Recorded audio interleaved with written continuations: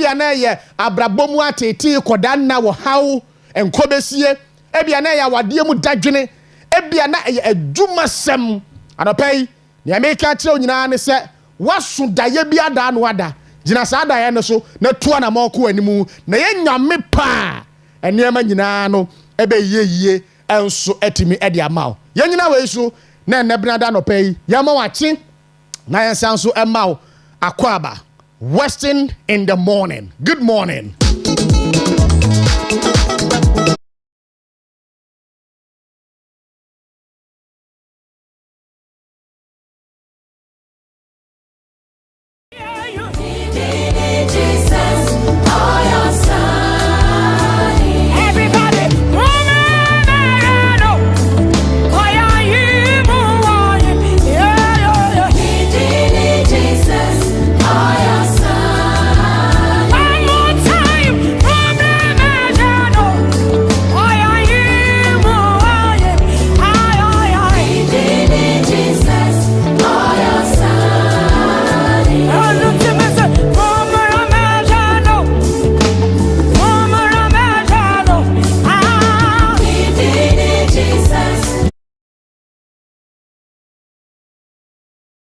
Na enkoma yedi ni fidua mu ase no yentimi emma wiase afana nyina nso enya emu emfaso na nopai ensabre doso papa enya daje na yedi ni nyina agu apaso ne atase ne se besepa ne ko nyina haban enrada the Attorney General Dr. Akuritinga Ayini efrens entrefo hyiamu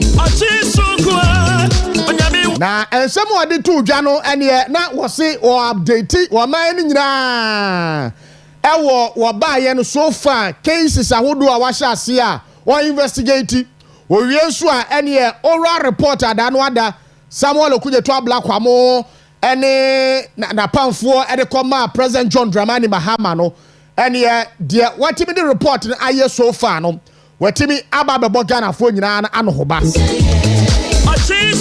Abusia to me edo. I am telling you to me ede pa. To me ede. Na reason ya doctor Akuritinga Ayini gina wo pa na waji ni shoot na wo kan nsem wa. E tro pefe se ene o enjoy ni post ni ye pa. To me ede. Then rather your expectations na bebrebe no because na ye hwe ni mu se ene the oral reporter Okuja to black wa team no e record President John Dramani Mahama President Mahama epiade ma Attorney General say one share any investigation no we were expecting to hear more of the investigations are all with regards to the oral report but to the surprise of many Ghanaians oral ho nsam no kra de ketu abi no kan na mamu no ne aka nyina ne dedicating the time no adema one edubu ahen na mpacha edubu ahen no so when you politician I am telling you for a fact when you politician was who send the Attorney General na e kan nsam no now person paint picture bi say edubu ahen no MPP ni but truth be told edubu ahen MPP ni when you politician e ti say na wa han na ni ko hu nti ni wo kasa na hwan nyina no people wondered papa the background of cry dear way and I pay the betra nipa edubu ahen no oyo Dr. Dominic Akuritinga Ayini say he is under pressure to prosecute but he will not rush to court tebiem I say and a man for a man pressure and clearly Safo na ma Dr. Dominic Akuritinga Ayini pressure ni nyina no NBC fo no a wamso wamo research o man Ghana entino ene the past government appointees no nkwane ba nyina no wam nyina wia o man ni sika ntino wan hyase na wan prosecute o me fam kogu fiase baby a enkomo no afri eba ye eno no me make it clear the amano nya ho ntiase prekope obi amane pressure bia ye pressure ni fro no ane quarters esan ensam ne nkomo o mo boy in opposition to me aba ye hwe ne mu se ensam a ho kan ye no ubetimi ye di so na nei ye timi di oral report na koma president na wapia di ama no you should be under pressure ni free NDC for na eba etino Dr. Dominic Akuritinga Ayini Ghana ni anampo no amanfo a wo mu free party ni mu omo ma pressure bi aye wow party man na ma pressure no was say he is under pressure to prosecute but he will not rush to court. But in any case yent momane say Dr. Dominic Akuritinga Ayini said as an attorney general cases of interest bia and the taxpayer any dear no, it is your duty to investigate and start to prosecute. You need to gather your evidences and then head towards court. And one no. And now more be mekan just say, "Krache, ya ni tem na prosecute you, and I ya ni tem na fan some we court." As an attorney general no, as I say we hunu we duma, as I say we yo with regards to cases abusua wa mine ne amanfo bi mu ewo. Etino want now enka say you are under pressure. We be ma pressure ansa. What to anamode ensam ahodo ni bi akokot. Me ba chaw adekudinti a okasa ni nyina na nie. Wa ba ya ene wo sha ase NDC fuo bi mu a wa mo edi grim. Na abanda dande saafo no ko gina court no. Wa ba ya swear ni in as the attorney general eni na enu eni nansa. Ene wo sha ase se or withdraw such high profile criminal cases abandoned and the court. And I am under pressure to prosecute, but I will not rush to court. Dr. Dominic Akuritinga Ayini. So kra umedia mua. Now him say anamona utu ya dano or withdraw some cases abandoned and the court in no. Unim pefe se anamona utu ya ni ya papa. Ada na utibu ebu awfo. Ada pa utibu ebu awfo because ewa wadwini mu se Ghana fo ebeka sa ha. Wo sa cases ikura no a abanda da ne hyase se all prosecute no. Wo ba ya ba twetwa ni nyina mu entine enei cases be na wo ba be prosecute entine ya ne ntem. Aha wadwini na e kira sa. With all due respect, Dr. Dominic Akuritinga Ayini wadaroma ma wujuma die no emunna ho na nyina yenye ho ntiase apreko pese as an attorney general no you don't sit and wait for someone to pressurize you say for some way echo court wa pemu no now who know the magnitude of such cases now at me the court in general or say he is under pressure to prosecute but he won't rush to court. Dr. Dominic Akuritinga Ayini. I know that change one. Or say any national service scandal and a sky train scandal no and Ghana for no and hwɛ say you better prosecution I say nyame ya domu mid-April into the middle of April next month no and you better prosecution I say with regards to a sky train scandal and a national service scandal no was so I hwehwɛ mu nyina hunu sɛ saafo no and ye kakra wo mu cooperate and they are singing a certain song very soon no Ghana for behunu enwom a saafo no nyina na to those involved no to etino de wo ho no sky train no wo be prosecute na fei and ye NSS nso wa prosecute mid April 2025 until we are expecting him afei owie no ka say former Director General of National Signal Bureau. And here I say, and here, Nujuma be bi ama waman sika over $7 million. Ako kai gremu a papa ne pe edenim baby asa sika ne wo. Owi aso do de to dwa se. And here, the former Director General de ma you can say NSB no. And here I say, allegedly, he has landed over $2 million in real estate. Tiebiem, way and someone who do was sisaye, Edibeto Ghana for any more efa a year, Papebia, now ye, Director General de National Signal Bureau. Edubuahin, and Odibetu Jam. Afeti, NSS in some no. Was say a nipa and watching and a prempre ya can say and ye wamo ye hwehwemua enwom amo tu nyina no aye enwom a wamo air corporate enche yɛbɛte saa nnwom no a wɔm ɛɛto no. In any case, NSS scandal and afei Sky Train scandal, and yet the persons involved are allegedly yɛse wɔn ɛna wɔn nsa hyɛ aseɛ nyinaa no yɛn mpɛfɛ sɛ NIB ato nsa from atie wɔn anum asɛm no ho ɛnkorɔ ne ba. But baako enrada Dr. Dominic Akuritinga yi ni ɛde to dwa and yɛ media fo wɔ mɛmu asɛ aha Jack ɛdeɛ na apɛsɛ ɔkyerɛ no ɔse NSS fo yi ɛne mpanimfo na no mo da no mame mmodi preko ɔsɛ si bɛ ntwi ɛne yɛ kasa yi wotua sika puduo de ma a member of parliament bi ama sa member of parliament no nso atam sika no ɛde kokoma media houses say NSS story no anka yankele no yesu nyina nim say NSS story no ɛyɛ fort ɛyɛ estate for Manase Awini Azuri enkrofo no ɛna ɛhyɛ ase a wɔn eyi ho entoma pound ntoma ɛde ba mountain so entemprempren ya yɛkasa yi yɛse ekutia wɔ hɔ yi enim ni wura enti media house bɛn ɛna na mu di mu tintimai pa ɛyɛ fourth estate enteni ya yɛkasa yi fourth estate voice aha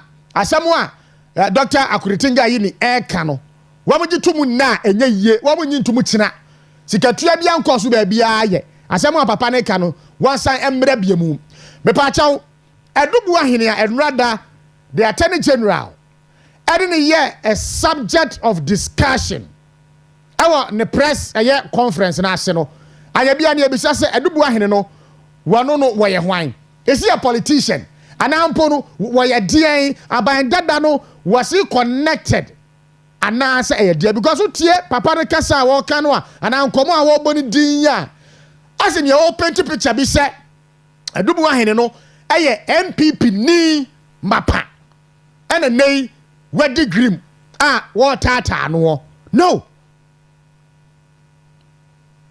that is it no way e ba chotie we eye right up bia eye PK Sapon atwerɛde aba afa ye adubu ahini ya enrada attorney general edin ye a subject for discussion on a press conference ni mu e ba chotie o say Kwabena Adubu Ahin is not a politician. Ayini should stop misinforming the public, and I'm quoting I say the Attorney General and the Minister of Justice Dr. Dominic Ayini at his press conference to itemize the cases involving some individuals his outfit has investigated, created an impression that Kwabena Adubu Ahin of Signals is a former Akufo-Addo appointee and an NPP member who has acquired wealth and properties that defy logic. Let it be on record that Kwabena Adubu Ahin is not and has never been an NPP member. He is not a politician and has always been a businessman. This is not an NDC MPP matter. It is imperative that these facts are made available to the public about him. Kwabena Adubu Ahin is the owner of Glofet, a multi-million-dollar company and one of the biggest, if not the biggest, fertilizer company in West Africa, which owns the biggest fertilizer blending setup in Ghana. This entity has loans from banks including ECOWAS Development Bank, which it services Dignity. I say, Glofet did many businesses with Cocoa Board when Dr. Stephen Opuni was the chief executive officer of the entity. He and his wife, Angela Ajay Boateng, own several other successful businesses in and outside Ghana. He has been owning businesses long before 2017. It is also important to point out that Kwabena Adubu Ahin has been working at Signal since 2007. He was a public servant under President Mahama. Serving as deputy director, he rose through the ranks and became director when MPP came into office. He owns properties running into several millions of dollars.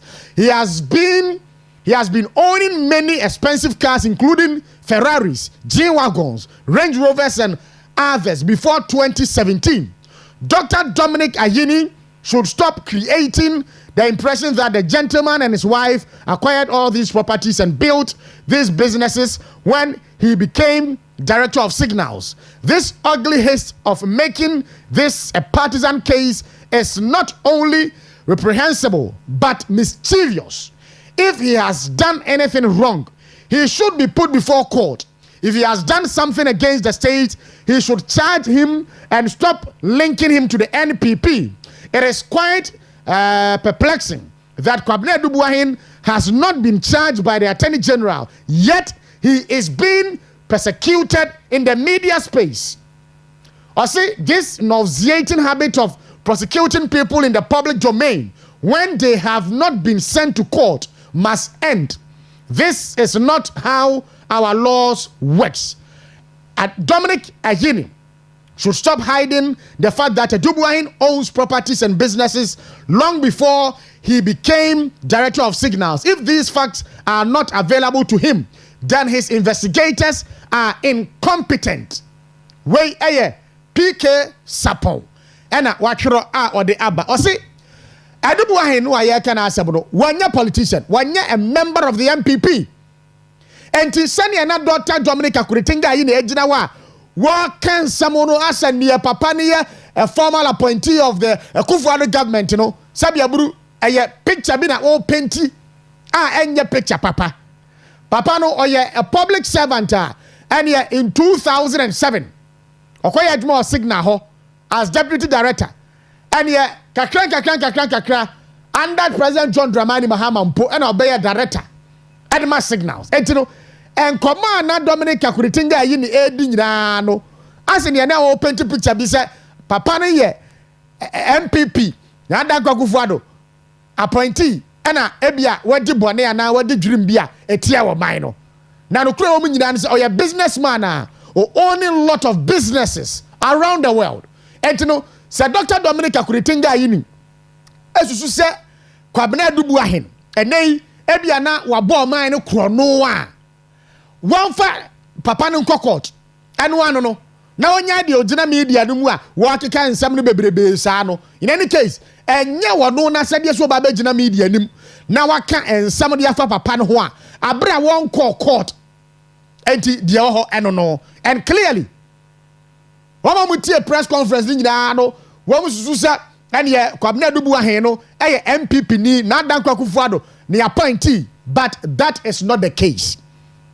And Dr. Dominic Akuritinga yi ni wadaroma we investigators no and ye wamu nya dwuma so efama wamu de banso a nya daji na hwehwemu ansa na wo de aba betu edwa e wo monten so wadaroma etino ensam no enso eno no yebedi nkomo kakra na fei de oho nyina nso yetimi aka but enrada ene enkrata wodu e baaye no IMF enkomo enso etimi ebepie mu na emprempren ya ye kasai oh okay emprempren ya ye kasai aban no ene gradually ye hwe ne mu se Ghana na IMF ebedi nkitahudie kakra yebekwa abani aba be pegasa enkomo no na fei yaba be bobo Dr. Dominic Akuritinga yi ni voices ni bia ma na so atimi atie de course so ba yenkwa ama no so na ye ne Honorable Isaac Yabu Amanyako efia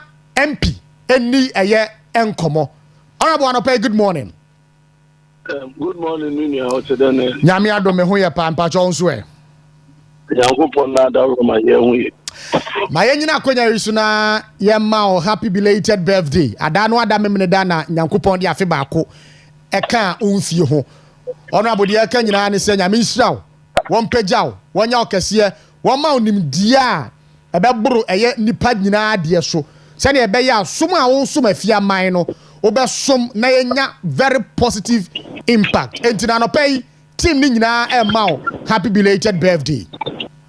Meda sipi ewuntumi ebusuaku na memfa ndase so ma obi biara adofa bebedi wo frame wo send a message wo send nkran wo bompe mam efa MPP amanyuku ni nyina wo Western region Takoradi full Sikindi for our frame efia our nada Roma mijine mo parliament wo nyina odosronko from polling station executives to constituency executives. If you are growing in a warfare, a software, what say I will in our empire, what the time meeting, and I'll pay meeting away free net or so, but I will be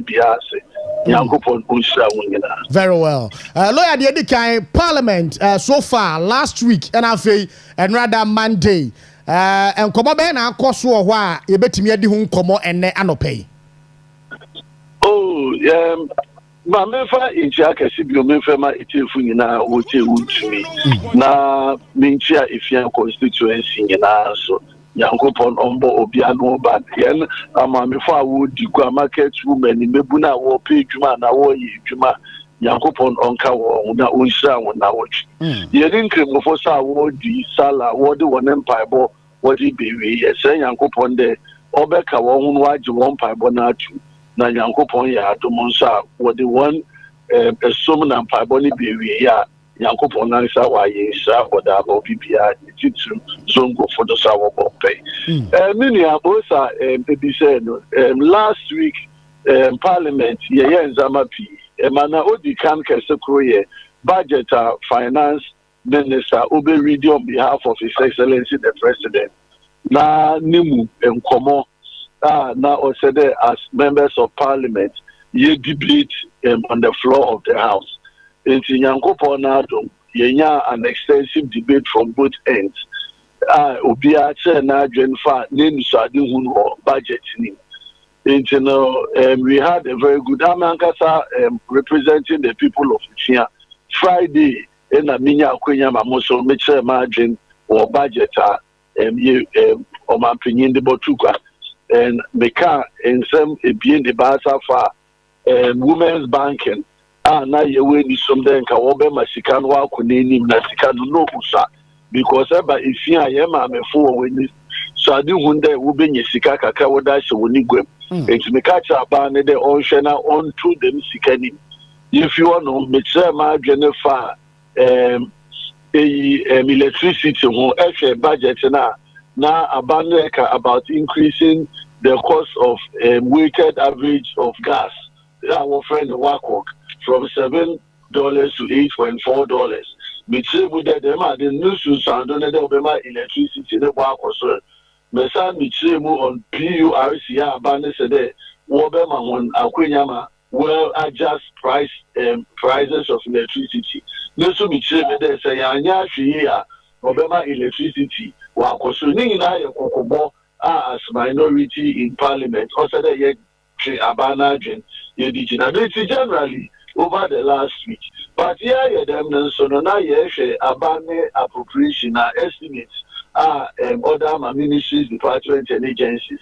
Answer MPP Befidono, year budget, Kakra the Koma Abano from January to March ending. That's right. And just to wait for Abane budget or the budget. You say Abane budget Abano. BBR ends 31st December and actually any effective business week or ends on Friday. It was said that Parliament here approve all the agencies and ministries one budget on your demand from next week to on Yejuma. Until last week, committees of Parliament have been meeting. This week, you could do meetings. This week, the years are Senayash and they approve the government estimates on the House of Parliament. All right. And come back, the minority Apeja over the weekends, raiding some can say past executives of the NPP NFA, past appointees of the previous government. Wadaroma, Adanwada, and national security area. The former governor of the Bank of Ghana, Dr. N.S. Jeduadisin FA, Emma and Sembe Brenua Ekoso, Emma, the minority leader, Ekosra, former governor of Bank of Ghana, no, what in Sembe Brenua Babe Tuga. Bebacho, and rather, Sauti Dr. Dominic Akuritinga Ayinia, or can say the minority leader, no, Enya said, and they can say, all pedal falsehood. With regards to radar, national security, echo radio, Dr. Addison FA. Now say there no or audio so Etre pefe enkoma wane eye ex governor no eboye. Wadaruma as a minority na abaya sesa na attorney general and afei national security a yenim se o mandate ni se womo ebebo o man ni nyina ho ban na afei bibi ba be si a womo atimi apeke intelligence na womo work na womo keteli sa ade no na enei kami ase womo tuo mani ade asi eye the past administration emu nipa wono mo eye adwuma etimo say response no eye de wanya de ekoso nyina na de na minority na ka de afa ho. But as my young can see the alpha among you, Jumana, Yeri, and a man do to my Yedasha or my paying John Dramani Nensa. The basic principle are Yikita the day.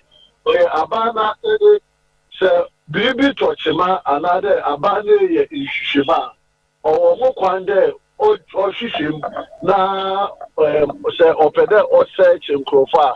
Oko na oko search and crofo for whatever investigations are about open the oye. It's in principle, no, even as NPP and as a minority in parliament, you need any problem with a human shishima about the scenario out of the open the oye. But most are OC or Iraq and Ufuriata and Manawebe or Radi Senator. Modus operandi are abano or the human oye problematic. Because as a country, we are governed by laws. And Rana Yedi Juma. It's in a pede shishim. That's a pede ekubinifi na ekokopik information. And Brana Chelde Eroka or said in your warrants of a court. Warrants and as it's any day. Courts and no aqua chim there. Shishim equi ebie the basa. But a susu there ebia nipani fi on mono. Evidence be another shishembu on master enya kwanu konisia oboboama wosa academy information because young constitution keseno ono na oma obi right to the privacy. You know, everybody is entitled to a right to the privacy and a right to the property because yanya ne dem a nipa bone fu botu aba ufie no aba beto asho do no asel. Right. It is a ban pedo koye dem shishim na Imran said or said warrant.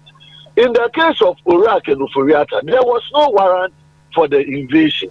Abane Bay Obabe said a chopper, even on the House of Parliament, majority leader and government business lead, Bahama Yaga Obepacho on behalf of government. Then you have the second incident of Ura Addison. Ura Addison, there was a warrant. Further checks said that nobody showed him a warrant. Ako in Bremer said, oblige warrants to come and search your premises. Oshiawa first thing was said, catch on the Asimisi. You were in Shishima, Yashim or Honum. But the Mishim no or said, Yaba Wufi. Wufi and Rat said, Yan to me and fire into me and Famba. It's the Aqua Court, Aqua warrant. Warrants and I jail only. Warrants and I deport here, wash it. Baby, I want to wash it. The men's amanina. It is stated in the warrant. It's I wouldn't pan out about Wufi now what the warrants and I'm on. I wouldn't ever lead one okay, except a bedroom. The mate in the bedroom or Shahadi. Not Akko, man, a pedestrian, now she said. Sir, a card a pedestrian basement, I do basement. In the case of Addison, Attorney General, Deputy Attorney General Sukita warrant. Yet, time now walk etc. They didn't show him any warrant. And these are all abuses of people's constitutional rights. And that is one. So no information about that. What's the Washisha? Washisha vote. What when you vote to be a information what the band there was an boxes you on the man. What suspected then can Sikabeku walk where the next can be in him. What if you want to know where we are Papa Niska? Papa Niska Kaka no than $10,000 or 10,000 cities where we are near the Komade jewelry, where we are with this one. One other one when in Zamana we are in. The program that we have is about the mode that what they are democracy. Ghana, you have police service, you have national intelligence bureau, and I have national security. Anytime I walk where the operation, there should be a guideline that tells us that the book one hour, and we don't see that thing. Walk where the Abana and no octopus, and I was so move for a day, no how to see in the do. What from a day, no how to see in the do. Them Japaya, what they need my one in a them operations here. Why did Yachwadama was a deputy director of operations, special security? Nipano, actually. Names are still investigations more than them security in ma. It's suspect. Yes, yes, I don't know for no soldier. When do even 1 year, 2 years, 3 years, and you soldier. Says I don't know better than one came in. And he's abusing the constitutional rights of people. And it is not right. It's in a manami case in the day. As a party. Sabani said, oh, Zama Shishima. Nobody is after all. Be entitled to the right. That's right. Nipano says Shishima, and I didn't walk a court, and then court are all right of defense. We don't have a problem. But Kwana war for that one, they know the warrior either way chanted. Another one, but that way, and someone wanting MPP in the movie to create some things in the minds of Ghanaians today. MPP for now, what about you to fee and say, why are Cronfo, and I will really a Ghaniska, another them. So they are playing emotional mischief. What them call now, Kuma would do that, and they want to play to the gallery of Ghanaians. What that way, and what they say Ghana for now again about MPP. But no quality, Yamen or Tassi, that to be on the choir obeyed. Very well. And you know, minority no agreement, who said. And they are because they use state institutions as political weapons. That is exactly the point. Abano or the state institution or the now, and as for the utterance of the Attorney General. Attorney General is a respected person. Why a deputy Attorney General that or child they were law school? Dominic Ayini is a fantastic, but this second term of Ayini as Attorney General, it is very worrying. Because yes, an Attorney General only member, a man who is suspected of a crime cannot be pronounced guilty unless you go through all the processes by court we want. But actually, press conferences are even concerning that one what's he's always pronouncing the people guilty. And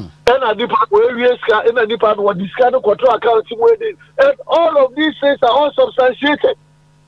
You have not charged the person. I've had investigations. Not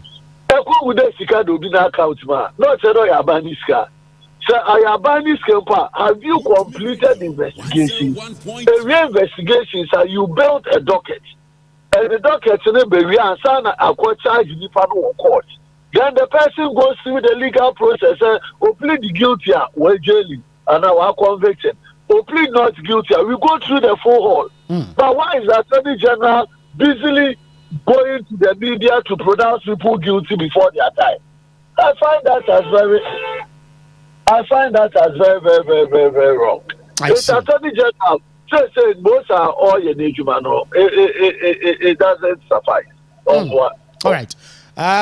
Lawyer, you do be see I say, but I'm saying a better more corner.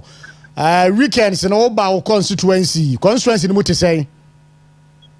Oh, Yaminadum, if you are your boko, it is still, we are still in the early days of Enzama Abano Toto.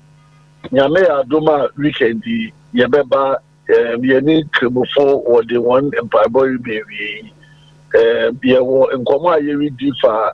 Sutona obeba na new effect on our drains na bibia ye din komo fa abakwan ye be for that ye be improve on the sanitation and so many other things.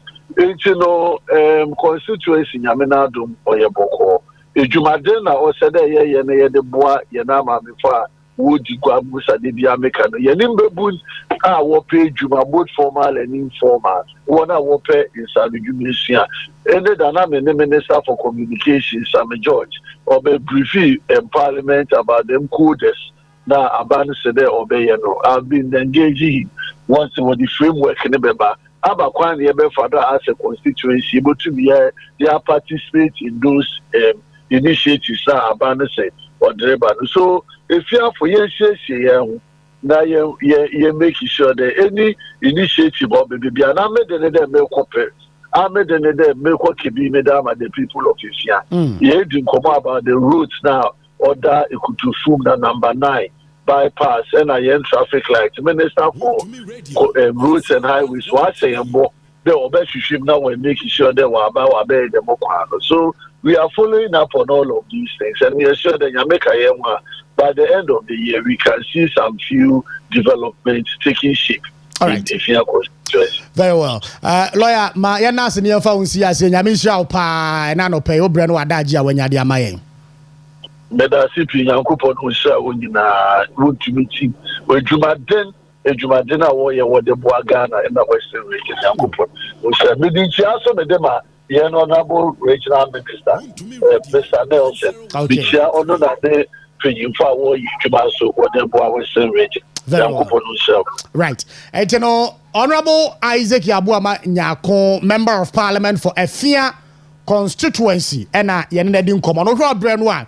It's exactly 26 minutes gone past the hour 7. Join the conversation live and I know pay on Western Diamond Television, live on all our social media platforms. It's Facebook, YouTube, TikTok, Western Diamond Television. For our WhatsApp and a text message, FR0248 071 174 SO 0248 071 174 SO Ebra.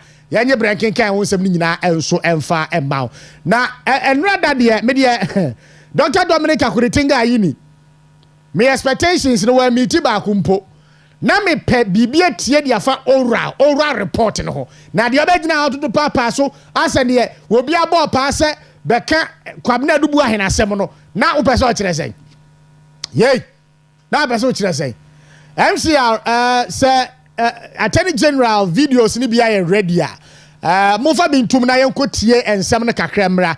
Ye firi oba nso a ene aban ehwe ni mu se IMF enkitahudi a ewo ho nyina no wone ne ebedi etine ye firi oba ye bekọ na yakwa kopeja san komo no nso e de abane ahwe so far aban ba ye nkitahudi with the IMF no sen e na etie we call for a review of the program and answer a dear and IMF and so can idea found. You know, on your screen right now, no, the Attorney General Dr. Dominic Akuritinga Ayene and now address the media who is currently hiding in Senegal. We tracked him first. In respect of SkyTrain, we can confirm that the 2 million was paid at the request of the chairman of the board of directors of the Ghana Infrastructure Investment Fund, that is GIIF, Prof. Ameya Ekunfi, and then and then the CEO, Mr. Solomon Asamoah, who is currently hiding in Senegal. We tracked him first and noticed that he was in South Africa. So he left Ghana somewhere around February 2nd, the 2nd of February. To South Africa. So we were monitoring him in South Africa, and then he left South Africa and is now in Senegal. When we contacted him, he told us that he will not come to Ghana until I think he didn't say April, 3 months from now. Okay, so he's giving us 3 months to come to Ghana, very much like Ken Oforiatta, right? It reminds me of Ken Oforiatta. So he says he will come to Ghana in 3 months. So we are patiently waiting for him. If he wants to be tried in absentia, that is his choice to make. But we have the prosecutorial authority to prosecute him in absentia. And of course, the person who acted with him to transfer that money, the Prof. Ameya Ekunfi is in the country. So if there is going to be delay, we'll start the prosecution with him being a suspect who is being tried in absentia. So on the SkyTrain, we noticed that there was no board approval for the transaction, and the conditions precedent to disbursement had not been met. In the NASA service scandal, 8 suspects have been interrogated, and a good number of them have have started singing. They've, you know, they are cooperating with our investors. No, they've started singing, literally. Yeah? So we will give you details of their songs at the appropriate time. In view of the fact that, so indeed, we now have evidence of payments that were made into the accounts of the top executives of the National Service by vendors, private vendors, and staff of the scheme.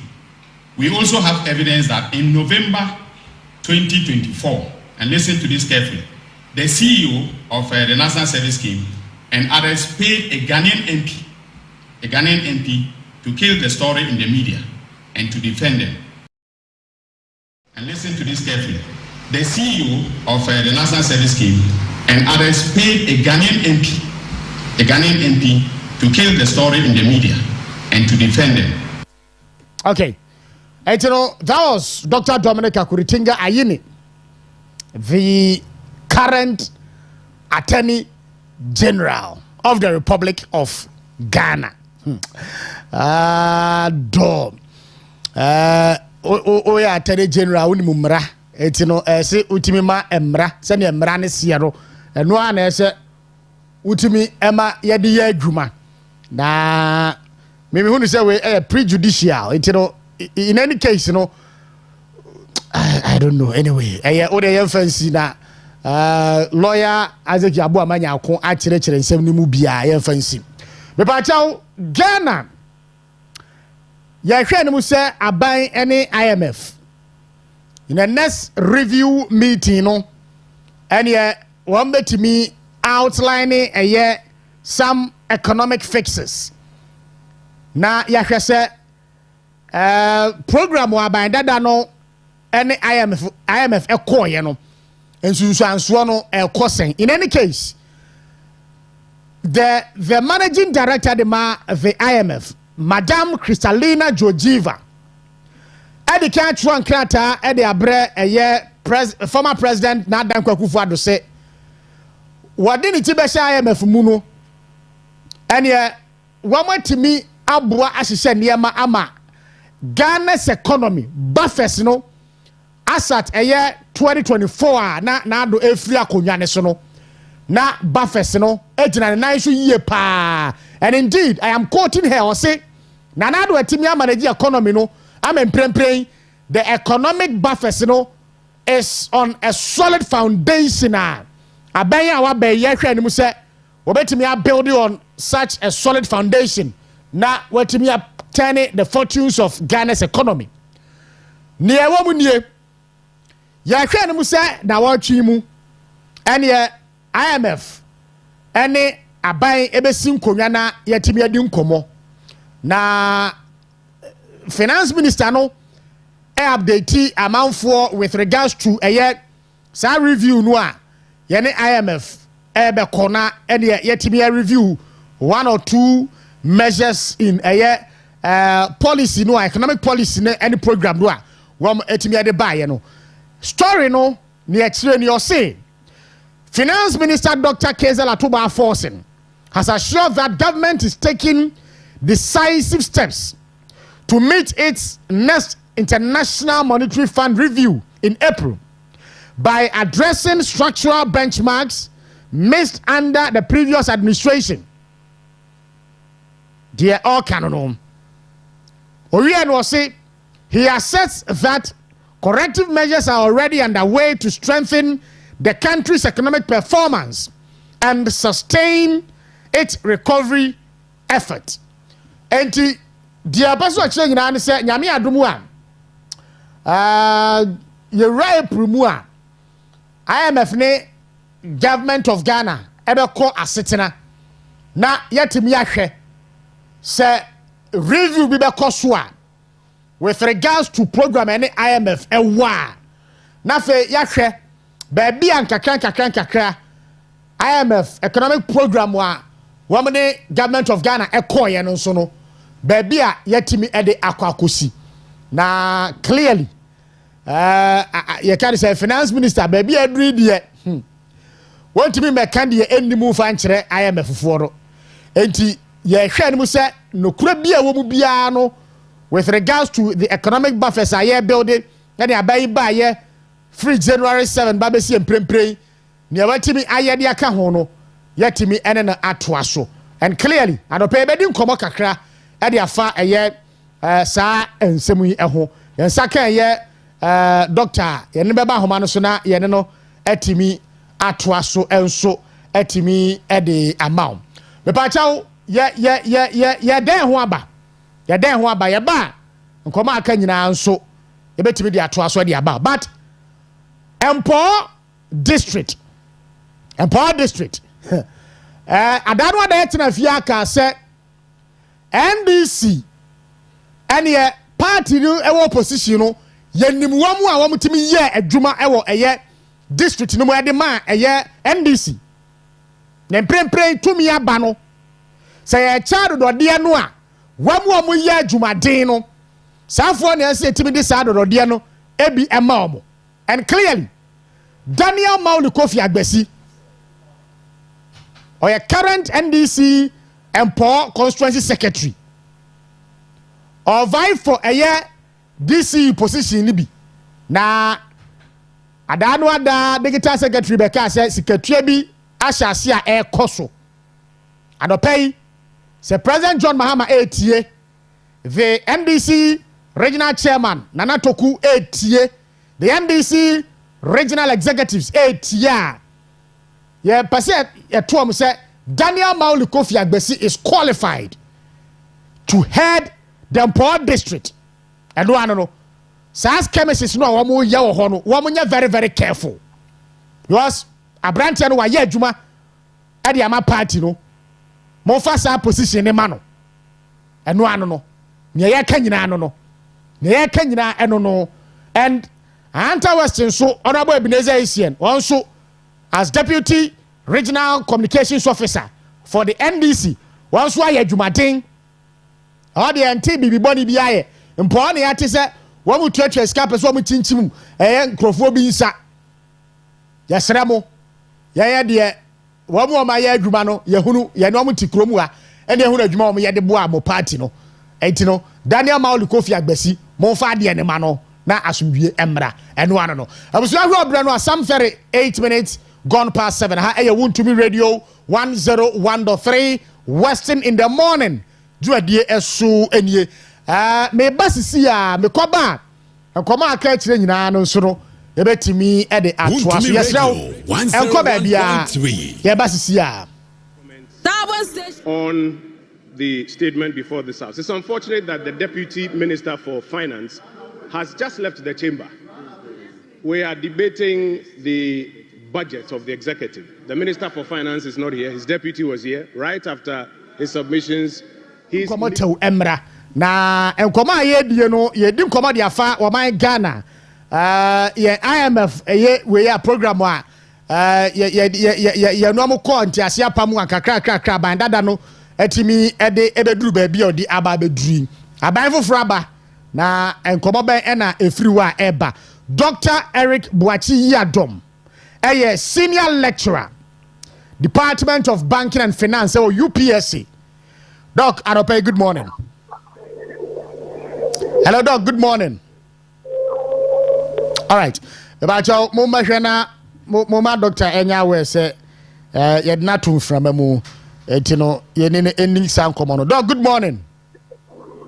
Anyway, mom prompting na mama na ye no entoa eye encommon so. Etino so far and ye dia bandada na etimi eye de gu ho no emprempre aye ka say aban ba ye no we are expecting the government to continue because government is indeed a continuous process. Etino ye hwe and enkoma President John Mahama ne NDC esha se wo mo airborne e de fa economy no ho no and ye na e penti picture bi se IMF kura do abandada nde wo man ne koye no chese fa so bia ntimi afiri mu ama. Yes, because South Ghana ni say the previous administration ran Ghana's economy like a crime scene. And another person chese economy no adodan kwakufu ado and Dr. Elijah Mahmoud Bawumia ran you know chese wo mo running it down to the sebe nonsense degree just say woman to me amfa betimum po adeɛ baako mpo anka ho dada no a sɛnea ɛne adwama ama wogya yɛ in 2016 no saa pepepe ɛna emprempre a yɛkasa yi ɛne nana do ne Dr. Alhaji Mahmood Bawumia so gya no but Ghana Statistical Services said fourth quarter 2024 you recorded economic growth of 5.7%. Doc, good morning. Good morning. Me pa cho ati say Nyame adom ye ho ye na wo so e. Nyame adom ye nso ye ho ye pa Doc de di kan da be na be batakrade.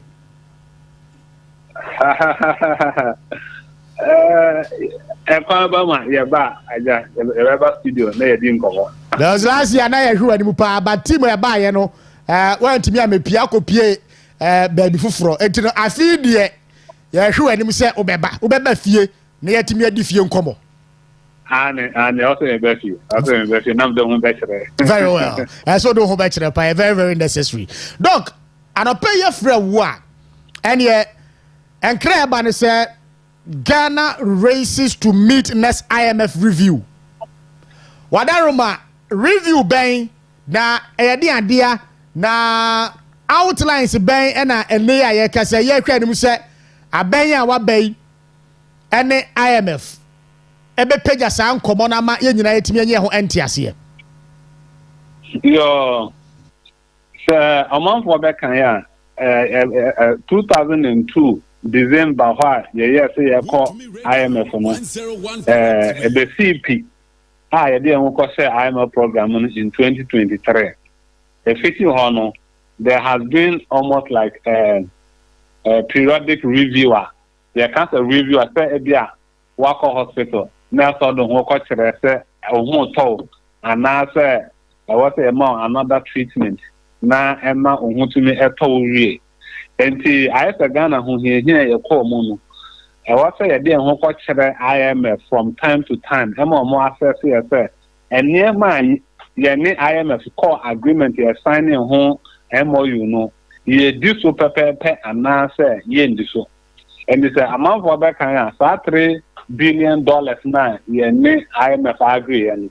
so you call review bia that's a pass ya na je yapone kakra e di amaye enti say hwemu a omampani Nana Akufo-Addo address no ye call that review ema all the funds that were supposed to be released and as the car na wasa ye nya free IMF no ye nsa etumi kanin na and a benchmark and so IMF settlement ya no ye to me pass ni na nti e call review na almost crash say as a omano ye ho to ye entem 10 near almost so say and asset ebra almost so say e be me ho ato like the economy is recovering faster than it was anticipated but for kata mutane be kan enti ne basui the normal exercise has occurred for about 2 years now. Ora ato fortune on it penny for kwakosia IMF no. Na mejidi ye say enam braba yabo as on mine in the previous administration ye share GDP growth is one of the highest in the region, 5.7%. The inflation atinya tiaba for mala bedroom 23%. You share your gross international reserve. I think about 8.9 billion, which is for a bit now cover 4 months import substitution. You share your debt to GDP. Even before COVID-19, 2019, now your debt to GDP is around 65, and now I'm not say about around 61%.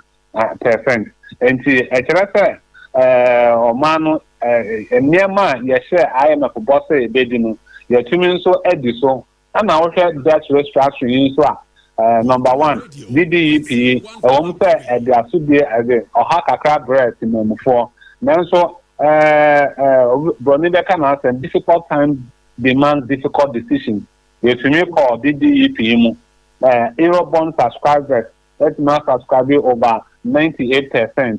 Yehwe ayi amama ye do multilateral and bilateral debt one so omotimi yetuna restructure until all the three components of government debt, restructure na koswa you can restructure na ma aban emre se obetumi de atoto ne sikasem ye enfa or how emre ya ban no sikasem ese o yi sika de akwakotua bosia no enti enyema indicators ya etumi akoide me did say enye meeting ya omoko enye adekasi bia ha ana advances and ekasi bia emma they are only going to follow the formalities and as a kwanya ya ba to hoda no.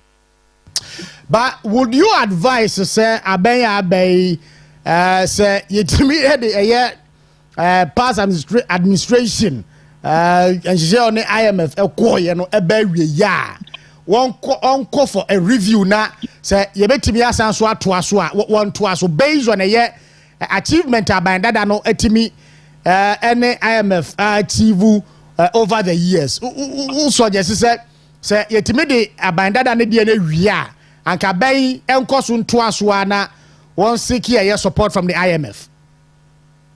I will not say yes and no. And let me explain why yes. Yes, and then say so almost Koswa serve as a check on the government. Emma ban to turn near my year. And to be sure about over 17 times I acquire IMF. Aya as a man ye boy and home modern pass IMF program one. It means a boy and home modern you to talk and near my year so.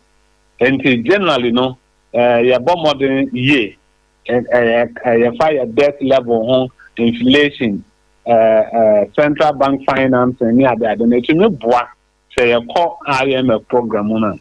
No, on the other hand, as a country, no, if we cannot manage our finances and as an economy managing the year, then we should as well sell the country to foreigners to manage it for us. I have said there be an old school teacher. I say what they are baby see so and why what you can do because I am a federal no more year our animal. That and we can do it by ourselves without having to wait for IMF to tell us. I have Accra woman in so here. Assignment only when he sees the king. Which is not we can't develop a country with that approach. And to know on the other sense, it doesn't even help our sovereignty. Always, as a sovereign nation, we also be to show so and sign why you're near what way. Then I don't think we can move forward as a country. And it's yes and no. But basically, I'm mature as a country and take the right decisions. And without having to rely on IMF. All right. Doc, but but so far, no, how do you see the progress with regards to Ghana's economy under this NDC administration? And economic development now. Near the last year. Okay. And the economic issues would be a bra. And if you think that time now, it takes time as an abroad basically enemy. And they want to make you a bro. Not Metukana, many one not to be the Google soon so let a bronina. My aim is made by planting the food. And you on your more is to make sure that Jabana yet Giano.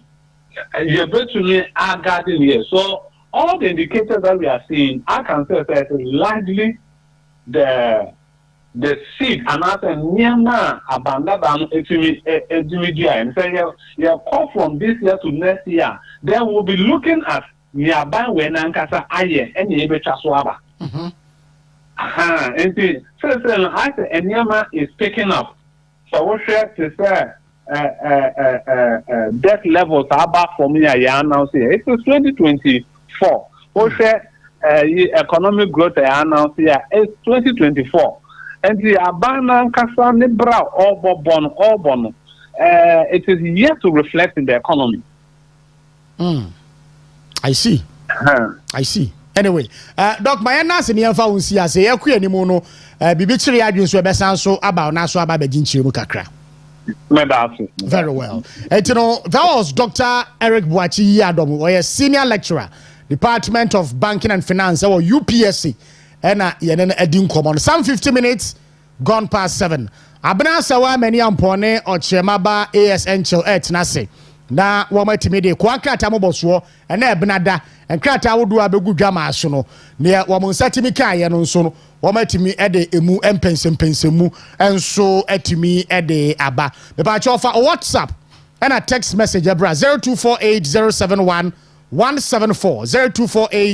0248071174 me piemu adaje brane akenkan wo nsem nyina no. And so etimi edi about live on all our social media platforms. Facebook, Western Diamond Television, YouTube, Western Diamond Television. Udu ana wa subscribe to your channel no. TikTok on so Western Diamond Television. Abusuafo adopei ma menchiamo. Mo hote say Yamiadumu sika. Ibia fine. Oh, Yamiadum washe some ade ache. That's right. Na ke kasi sebe amembu ekoso dia ha ebe kasi honye. But Yamina dum ti honye pa. That's right. Oda na ade ache wa. Oh sure. Now the asida makasi no. Esan say won no nim ne ye. En wo ye dia ma ne mba. Sa pepepe. Abena say Ofa me hoye na nso e. Yesu adom ye hoye. Ene abenafo ne kwabenafo nyina ada. Sa pepe. Ti ene ye yiwagum. Minso. Uzuro. Friday beson. Friday morning, you know. That's good. So far, Ukhenra Dr. Dominic Ayini and Koma Obebo ya. What were the key takeaways are? I don't purpose or touch you on quickly. Na yentoaso.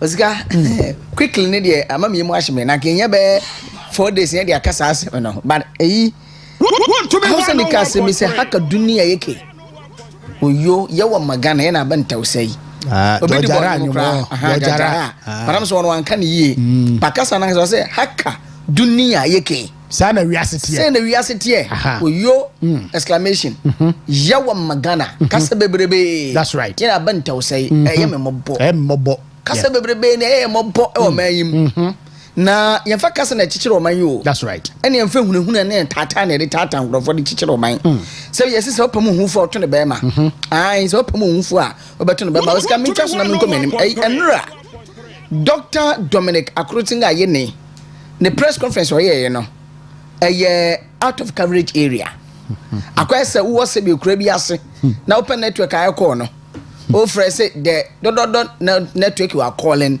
is out of coverage area. Just say bia maybe on network yen den ini ho nti asmo o kan no out of coverage area enya asem bia sabe na ehia o ye lawyer ni mapa o me ni problem wa tira de law school pay enya no ne ye kon why former deputy attorney general say o attorney general nkasa and o attorney general nkasa enya ne deputy wa ye ne law school a ne me kan ne attorney general wo ye o aso de o maso nya de Osika isi anya dibro eno me ka se menya akonya tena o seat ne so no me ka se bi se dibra ne de fie bi mo ho sika wo ho pa enti sukuu no ye be pio se ko o de ko sukuu no man ye betua sika bi se wo aka bi ababo bi ye betua de amount. That's right. Obi cry it me ka se repeat no na ye se o ma mo repeat mo ma ne nemu mo anko wie sika na e kasa enti me manim bi obi title kuta no sika wo ye doctor wo ye professor wo ye lawyer wo ye hwanyo wo ye menim bre Sebi asabi diploma kra ne kutame ana certificate senior school de kra ne kutame ana JHS ne kutame aya adwen no. There's difference between wisdom and knowledge. Wisdom nyakropo na dema yade nyansa wo bia and you have to develop upon your wisdom and that is the knowledge. And he said obi wo developing the knowledge no and the wisdom no ana sabi woni na namu sa nyansa ne yakropo de amount esa wo na wo de ayi adwuma enti ne kura de say the kura ne say Osika enro nkoma na course wo no I misplaced priority say na me kan ye no because one wo say yero osesi bentwi former NSA boss woma MPB sika say won fan konkoma nsɛmtwerɛfoɔ na mon kill story no that is ghost name no okay so MP bɛn nsɛmtwerɛfoɔ bɛn yɛkɔ yesuku nkitinkitinkitinkiti krai aye media school journalism school o twere o news a one the 5 W's 1 H adwuma the who what when how blah blah blah blah blah adwuma and you are telling us MPB who is that MP and you also ghost names no one indirectly any news because the newsworthiness no enim the element no enim so where you kind of news enye yie 2 what's in some trade for ben intenda Media Foundation for West Africa one mu bisa you recruiting guy and they say media house ben o man be kan kire 2 and Fort Estate for mo yes our story ghost name story no wo so asa ba bontin say ada sika no mo say ye na de ma say ye nkele story na na bra na be kire mu you see akwa say political persecution no e ya do so enra the stage of the libel man the crucial element no how go so present no that is the aura no operation recover all loot no anka waze and it's one no what sa no akwa time kwabde dubu ahin edna besi wo and who is coming to Dubai? Yes, you know, sir, National Friends Signal Bureau, Penny, so on why then. Also, Basse, 21 billion Ghana cedis. And the yes, come human want to say, a share 7 crofobia talk. 21 billion dollars. Is it dollars? Yes, dollars. You yet Sika. Yet now 21 billion or man. I'm not the uncle.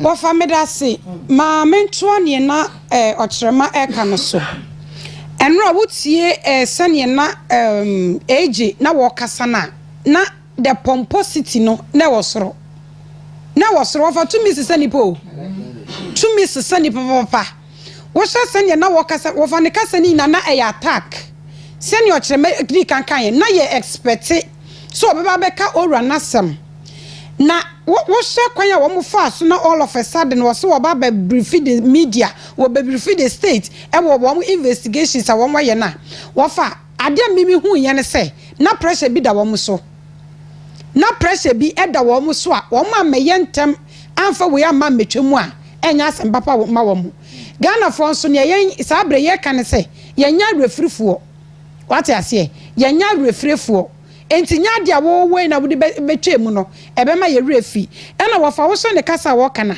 enye adwuma bi no mpeso mo be ye bo Ghana eye opponent no ena mpeso mo attack wo mo maka na de bia meka me se wo mo be court wo be difo na judgment debt wo be tua pa eye se wo mo budget no mo twa bi shem nka nya asem papa because wo tie wo mo nsem na wo mo kana wo fa eye atesem esi mesisi ya tese we say no mo nam so na wo moko enti within 8 years or 4 years na ye redu bu ahen obedi sa position no eno na wotunya kwa sa nema ni na no ohun enam ayedi meme de utie akuritinga ayi ni di enra on kwabene du bu ahen ya no o kana asem no no person o paint a picture bi say oye MPP ni na oye nanado appointees ni bi ene we wia wo man Ghana susuru but PK Sapon that the writer be by Makinka na no pay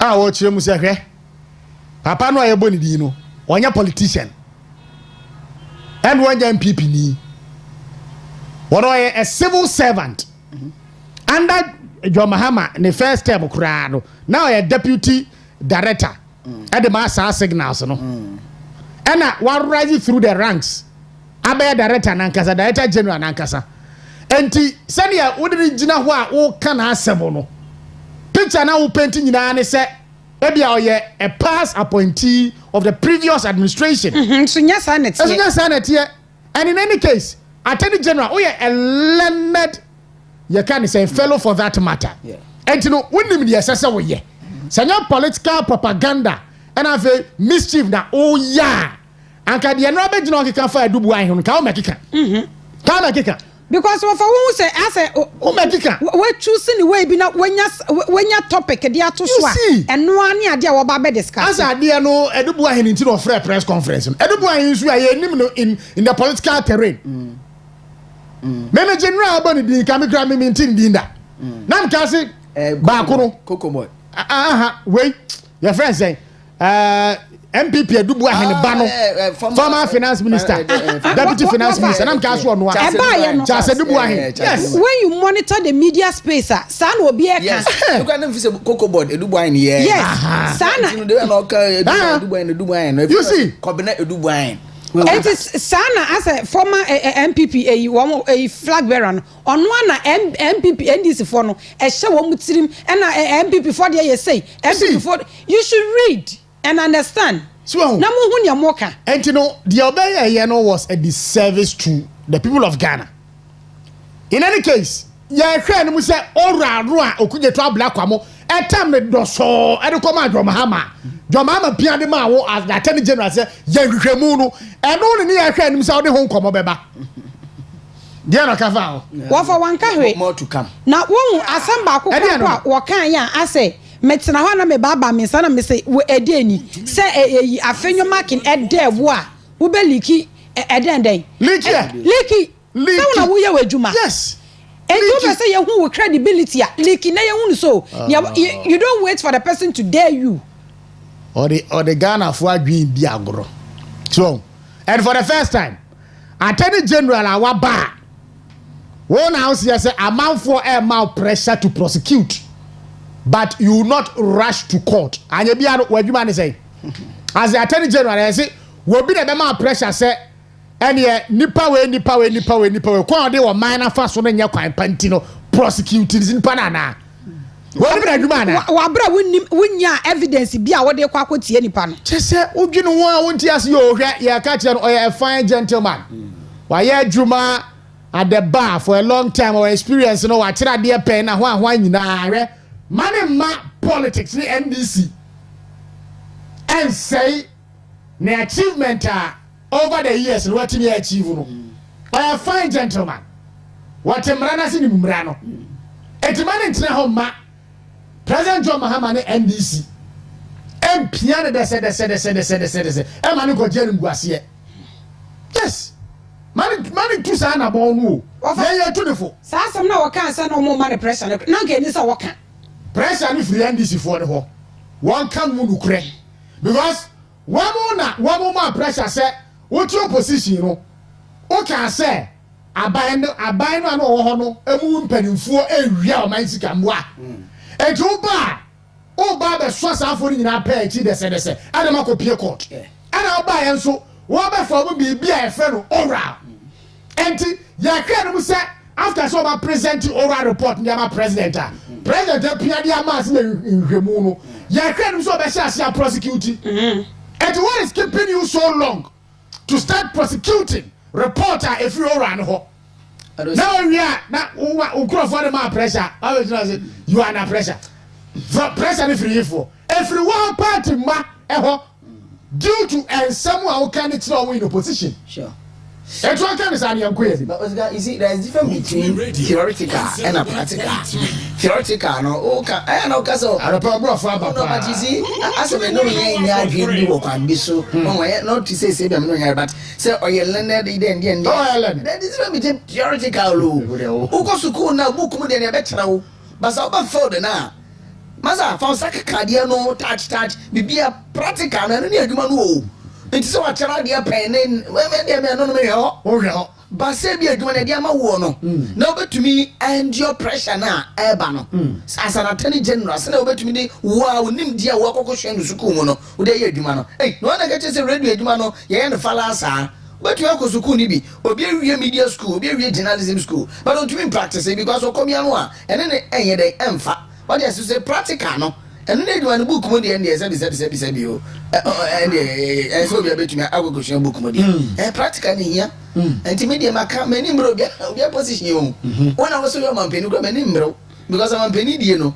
Ghana na book mo dey these positions near there okay to no na brada ekata no do aba yentinsim ne yankua ni mo Ofa yadase nkratare de musam edo so se bebrebe na ne yeka wasam ya so no dodo na ene won kratare mu na no pei Mesha see Eddie a free the daily graphic or kratenum or say truth and accuracy every day and your age in funny and a dahasi where you say a alleged 39.46 million Ghana cedis ya divert ya no and I'm so am a year edubuahin ne yere ene ya kyere no eda ko wakrate nim ene anope na kratafe no so etoso enum e wo daily graphic ye de aba wo fa yese sabre de ye kota ahodo na ye wo Ghana ha no ye de ye kyere wo se wo ye galansani ye de ko ho no ma ye ntumi nya wo hwenti ye ba be special quarter obetumi a fight against galamsey special court galamsey court ye kyere wa yes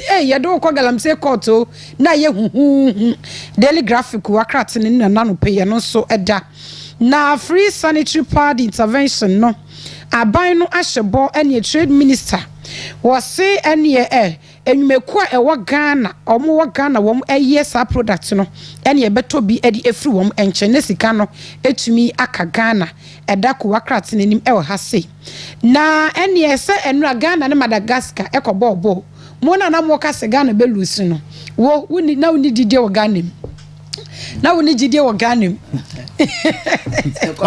What's the mass of Brema? Me empa na me bo nyina na se wo be lusu. Oh yes. Samo. Say to me na bibia de ya manyo sem tantan a. Ye be bom pa ye de etiam. Ye be bom pa ye boni de etiam. Wo mo ne child fo am ho awi.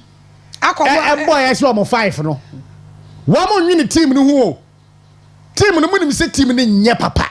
Child fo no ho awu. Ana ma team ya so mo e ka enum. Mo be ye team ni yie no. Aha, mo de ya manyo sem. And I John Mahama buy no blasters here winning matches really. Wofa ya twen so mbekwa kwaje cap na ba. Sa. Omo kwaje no so mbra. Enti MB before nyina mo mpa ye boni ntia blasters ana. Ha? Adi no. Post bia unia e post here na no Ghana gas OPR. Post bia post yeah.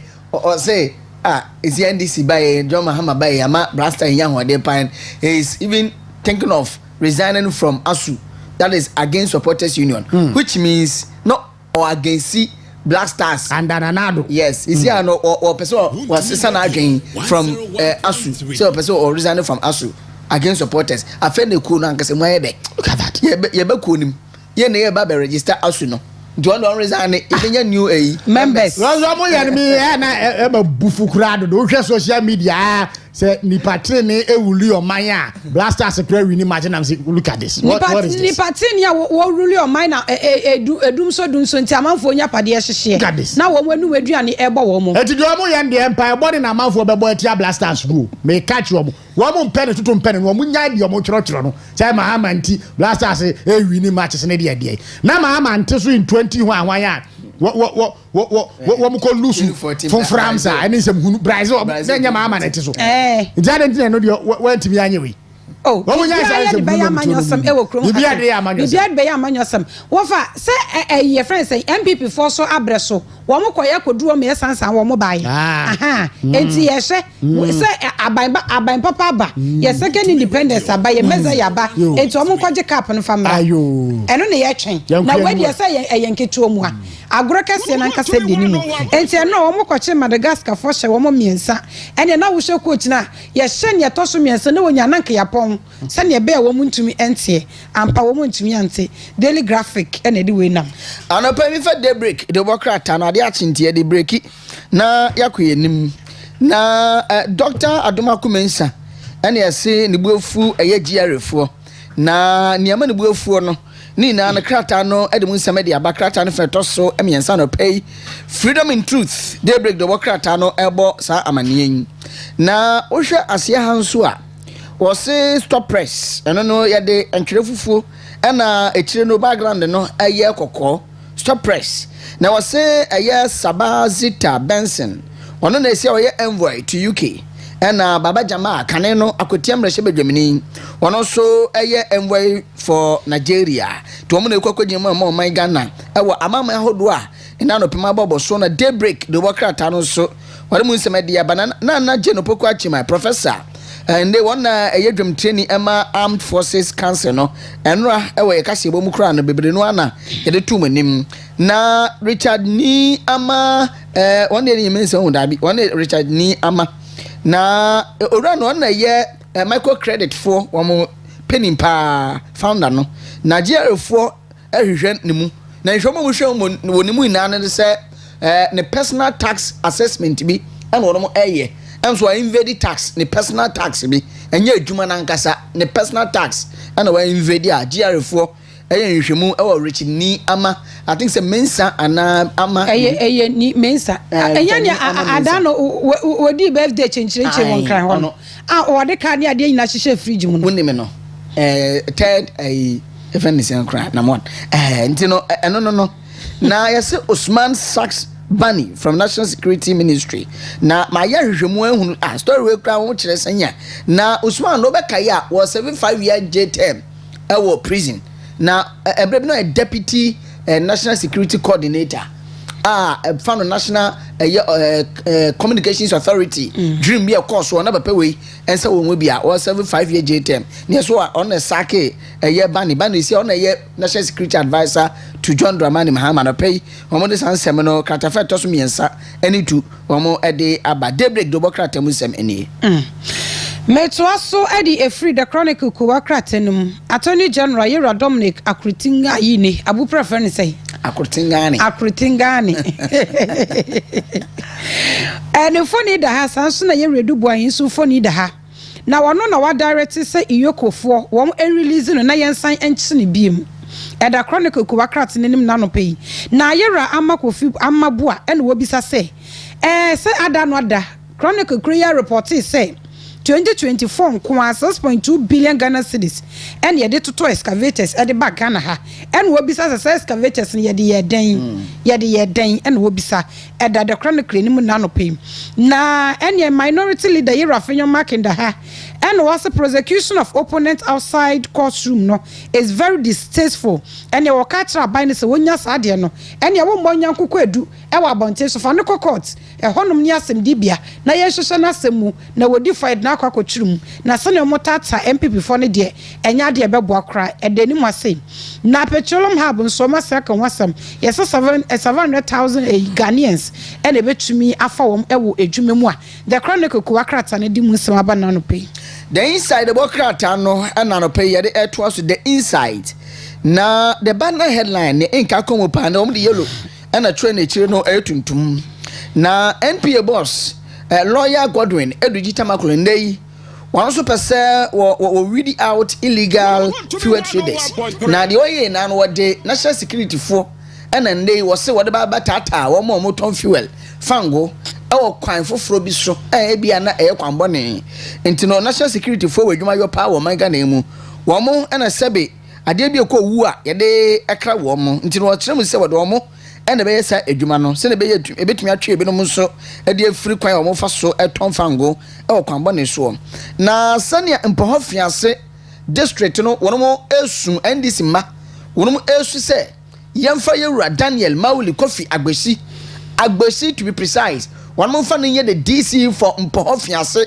district assembly ne say so wono ana metumi na ye adwuma no so ana samtwerefo se wo metumi na adwuma se ebra na ndc opposition no ono na gina mu amande botumanya seat on po fiase and who bound to catch a lion in the dibra mo se se be mo de komo before from won mama kasa kakra for story na me yo o say ye tema story for story na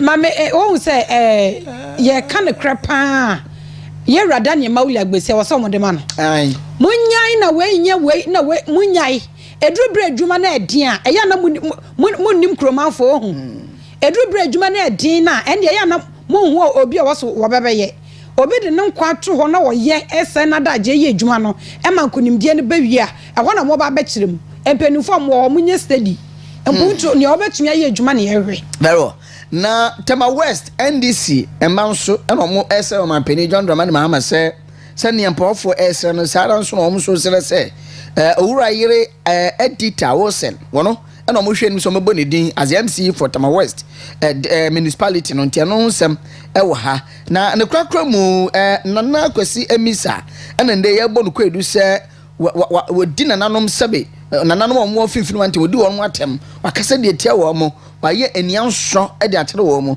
ni na ne se wahwehwe mu ni se abusuapen adanse wono ena nde wo mu chemi se say as fact finding committee affirms ebusua panyin adanse tinse on na ede no esi so anana yi sebe wantia sie we kwakodi atam ewo nananom animu eno ho nsem kakra na no pede inside the workrata no so we hwedi egumu Medi the daily searchlight and a mediator so you redu boy in phone sound so da ha biem na ekese sabre die no yere na ya kire no adentia yesu se papa na wi 39 million Ghana cedis attorney general ne kan krata fa to so mienu e wo the daily searchlight na di wenam na bin during tokwa ekokọ so no nipa miensa and a two asin aka wo mo sabre ye kasei wo mo nkati asefo hu biem e yare wo sempa eno so e deni masei na wo hwe ni masei no nyamfo Jerry Ahmed ni foni da ha wono na eno wo gire mu kasa ye de ma minority ni sentrofo nhye mo freye en wo kire mu se and your former government appointees and national security for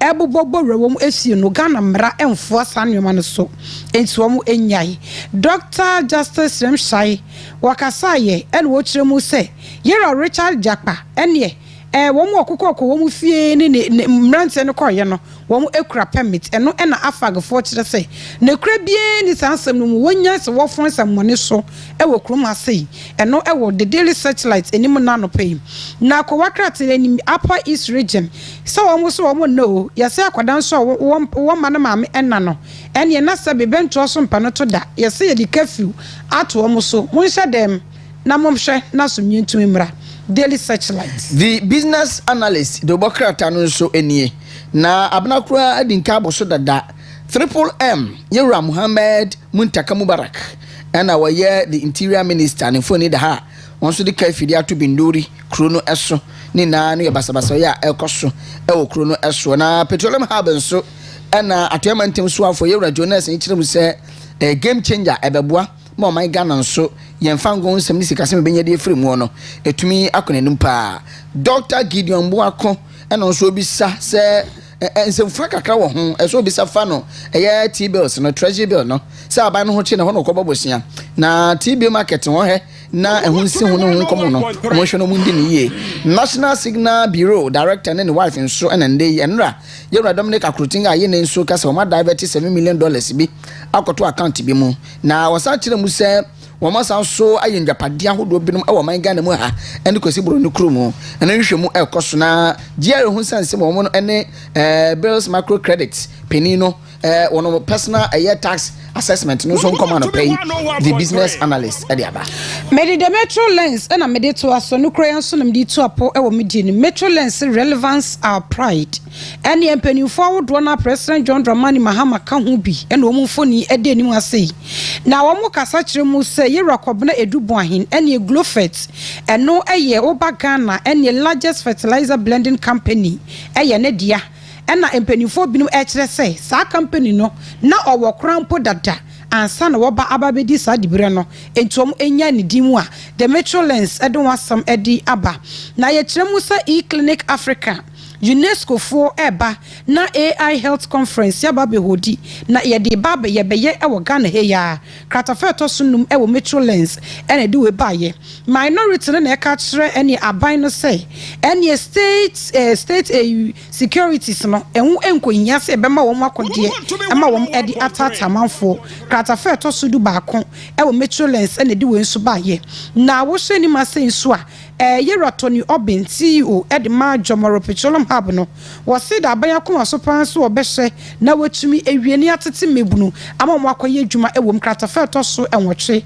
Metrolens na de ba ye Ghana for ya sande o mabetu o yesi Ghana on fire 3-0 win over Madagascar in World Cup qualifiers the Metrolens. All right, Osikani, and so on pay the Ghanaian Times, the most authoritative newspaper na Ghana Health Service for a day kokobo bi diaba since no na ye World Tuberculosis Day in Sanwa na wo chim say afimpinu na aduonu na 2024 no TB cases o record in 20,599 and pemeduonu hanum ene eduokno enkron na wo chim say homabu pen eduokno de 90% o mutumi esaye yama mpenu nso akasa a onde wo task ye Ghana Armed Forces Council no say o mani die ne obuo emre adwuma no emu sara nso na krakra mu nso no minority no wono ebo eye eji so bo se wotiatia Ghana ya mra pon no eso san se o sen kwade mra na de kasa na de o kan no e di asesebe wonim di wo kana no fomfomfom za Ghanaian Times the Democrat no say they were there bani. All right. Ya na mo say. Mama fa we twem your friend say ekuapem man ohene owo ho. E na wo say aban no secretly aban ye wote so yi. Wama any a license or the amount for so one quay galamsey. I want na sass cronkron so. Na sass one peg galamsey also no. And so I dear will preach it. Was so a cron. One more be a license man quay galamsey. Equiapin mine, some sass kama no. One mamma one more and crata. Ewa kukum. Okay. Some conco to galamsey. Yamona na baso. Yanchiana no paying so. And I am for. Womo empese amanfo abetu galamse omo nsaze su nyina no ye mo mabaso na ye nchia omo ne omo ye dedo ano no na NDC abanwi ubegina media be ka kire media force wa suspend licenses ade ma abanda dande ma eye minus ni nyina na utie ufa kire issue licenses de ma wa onkrofo se womo nko okuapema asase so enkotu galamse a na wo no a wo te ho no I see you show me you. Anopay, good morning. Member of Parliament. The Speaker, he's appointed a presidential advisor on economy, appointed presidential advisor for 24-hour economy, presidential advisor in special aid to the president, presidential advisor on national anti-corruption program, presidential advisor on diaspora affairs. Mr. Speaker, he goes on to appoint presidential advisor, presidential staffer, and special aid to the vice president, presidential staffer for Black Star Experience, and then presidential staffer for diaspora affairs. Mr. Speaker, then he goes ahead to appoint 5 policy advisors to the vice president. Mr. Speaker, he tells the country that he's appointed a minister in charge of agribusiness, and yet he's appointed director at the presidency in charge of agriculture and agribusiness. My good friend Peter Buama Otukono. Mr. Speaker, he says he will not appoint deputy regional ministers, and he appoints 16 presidential staffers in charge of the 16 regions of our country. Mr. Speaker, I want to submit that these presidential staffers in charge of the 16 regions of our country, in essence, as it relates to the cost on the national exchequer, are in fact, indeed, and in substance, deputy ministers of state. Mr. Speaker, he then appoints. Mr. Speaker, listen carefully, please. Mr. Speaker, he then appoints 1 presidential advisor on media, 4 directors of communication at the office of the president, 5 deputy directors of communication, 2 communication specialists, 5 technical communication assistants, 1 media aide, 1 assistant media liaison officer, 1 communications consultant. That's because I've done the mathematics, and I want to submit. That's because I've done the mathematics that I want to submit, and I do this not from a partisan lens, but I do this as somebody who had the privilege and honor to serve as Deputy Chief of Staff. I know how it works. In terms of the cost on the national exchequer, the President has appointed 100 ministers and deputy ministers. That's because the President has established a Ministry of Youth Development. That's because I want to refer the House. I am actually suited. Ubisa something papa. I'll forget your interview. And I thought be Ghana for more corrupt to be Biamuniskas. We have achieved a lot in this short time, and our commitment to reform will not waver.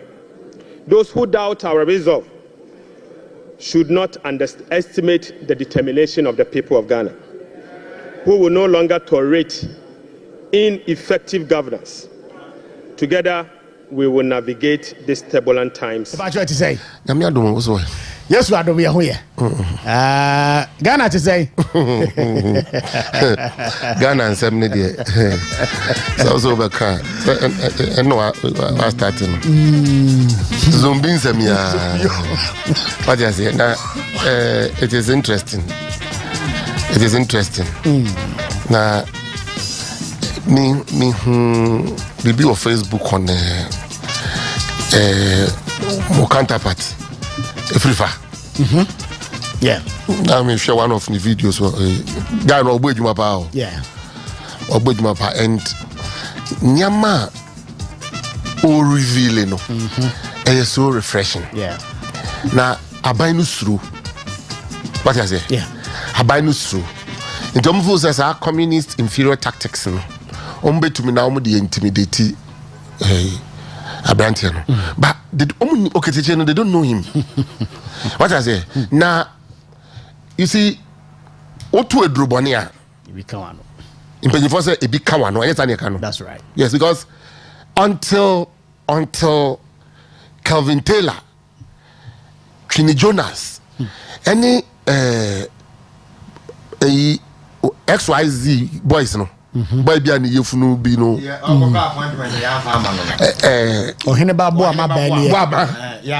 What I say? Yeah. Until those boys introduced another form of journalism. Bia omo de ani de atemdidie nko ano. What I say? Na ye hu sa de bi da wo Ghana yen politics mo. Yeah. Na ye hu bi da.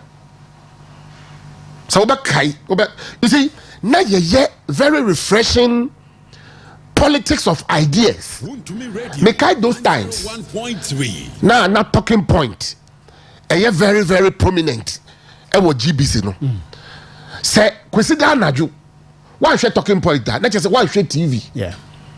Because how now Katina Feku, Kunedu Apraku, Kenofurata ne papa. Intellectual analysis of issues. Sometimes I know NDC for it to travel on. It's a debiano. A bedu baby no said no. MPP was forcefully driving home the fact say almost a force to reckon with as far as governing this country. Because a do talking point that because Kofi Kuledo Apraku Osafo Mafonom any Victor Salome our talking point. It was refreshing. Yeah. It's NDC one who said no. There was the need for them to also go and look for commensurate and crowfour almost one more intellectual wise no almost because that's why I say acquire one way. It's almost borally gone and almost far. Those times I'm ranting to say Tony Dunum. What I say? And nominate Professor PAV and Sanum or the Gajaponum. It's not a mad discourse, no, and yet very refreshing. Okay. What I mean, until recently, John Mahama only see the likes of Calvin Taylor nominee, Queenie Jonas nominee, or Hinema Maya Waboni, or Hinebua Maya Waboni di Yanka. Onto the media, almost best the nature of the way I hear in politics. No? What I say? Now, we have decided say ye be mamo a real meal. Mamo meal na mo 7 years was in opposition. Sepio. Calvin Taylor to me be na no see o mampenya wetwam. Asante hinin sepio words which are so unprintable mean to me come already so. Now so keteche on the atem. On the atem. On the atem. It when am ntimi no. And am ntimi you. Okay. Because maybe ba when maybe ba. Yes, so you be only she boa manom ne Calvin Taylor types no. You be only she be ba. But they should make do with Oketeche for now because say how many careful. Na say bibi to Oketeche a. Ada homo ye won cry. Abrante no nama no mo monitor no mo dey cars no ka no mo baby obefa bia no mo di nechi no. They should be very careful because your mama say bibi ya abrante na. All right. Christmas ye na say wo fa aboate Oscar anopai apomwe nyame na family na aka abambone area me na misa krampo so o man no muti say because and then 3 days ni can you find can you minya bi oh yeah umpata mu ho nyina kan ya ni ho me ti ba bi a yempema asem dia can you find can you minya bi na kana ka minya kan ya nyina kan misifo na ka me pedokono so atwa na ka me peme so ne me dia na Nanado ne Dr. Baumi Abres na ka me ton 4 cedi na. Wo si na ye seketwa na 7 cedi. Ana ni nua panyine no 10 Ghana cedi. Ni nyina mu no ye ka yem se man to enchena mu a minya meku. Ana mi jato. Ana m ko twa ba bia ba mi senka. Wo si ba mi free no. So omo ye twa ba na omo ye nkwa na ye di bibi bo ase. Amane sawa ne ntie na eni bi nke twa. Ehon ye de man jinka. Wo si mi sika no na ma heda akopɛ enwuram nam bi a. Ma me ni bi. Zata me na wonu ase ama. Me nsa aka ne meka. Se wo anya bi ama me sa de a ma me mfa sa anko. Wo si no so ma anya bi anam de aba betena ha. Dabi ya na me pɛ eno me ti sɛ impunam. Ano no ne regi wono. Ma me ni num nyina no wo hwe nkwan ni sɛ saa nam no ebi ni mu a. Yo, eti de ebi ni no aboso obi pɛ nam wei. Saa bre no na me sɛ ye bɔ ase na saa wa no edi kan nti no. Wo sɛ na me nya bi na ma pɔso wo no. Ma ha me nu mu no saa na nte saa. Enti sɛ obi sam sɛ honam te sɛ honam de enye. Na honam enye mpo na nka ne egina so. Na manya aduan papa adi mpo a ankeye. Na ya sa frɛ me sɛ me nkotua school fees abere me ni bi. Na omo enka nanka omo kɔ bosome adwuma ma yetua mo kana ben se da bi no. Woni so kɔ National Petroleum Authority a interview ba. Really? Oh yeah. Ali e ma to force be gina sɛ ye freeze government unemployment. Ana ma fo ye interview. Okay. Obi fere ka che me sɛ wo bu o minerals commissioner. Frɛ me ya bo atena obi anim me. Me kwa ase ye be pam me. Ye say the member free nkran. But osi honam de anya but enam nyame na dom a wo de dom ye na ohoye nso no. Ye be koso na ya kan kran na perminchia menua be ma yugina domako.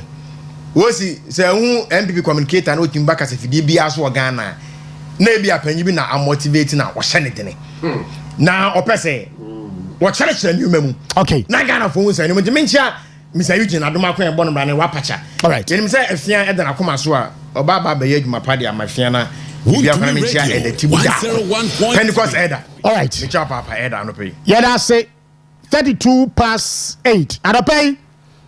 Asamo edi kan bisa Ghana fo nyina ne say, can this current administration fight and win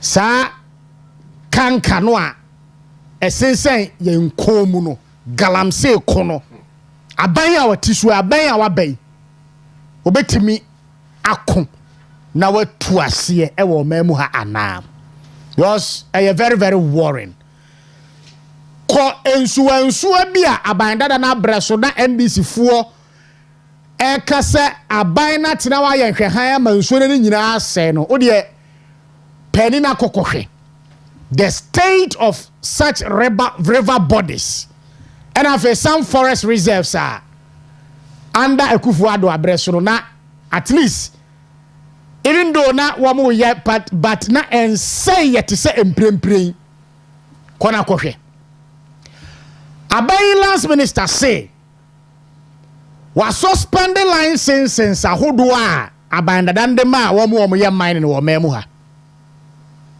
yadanya ne ya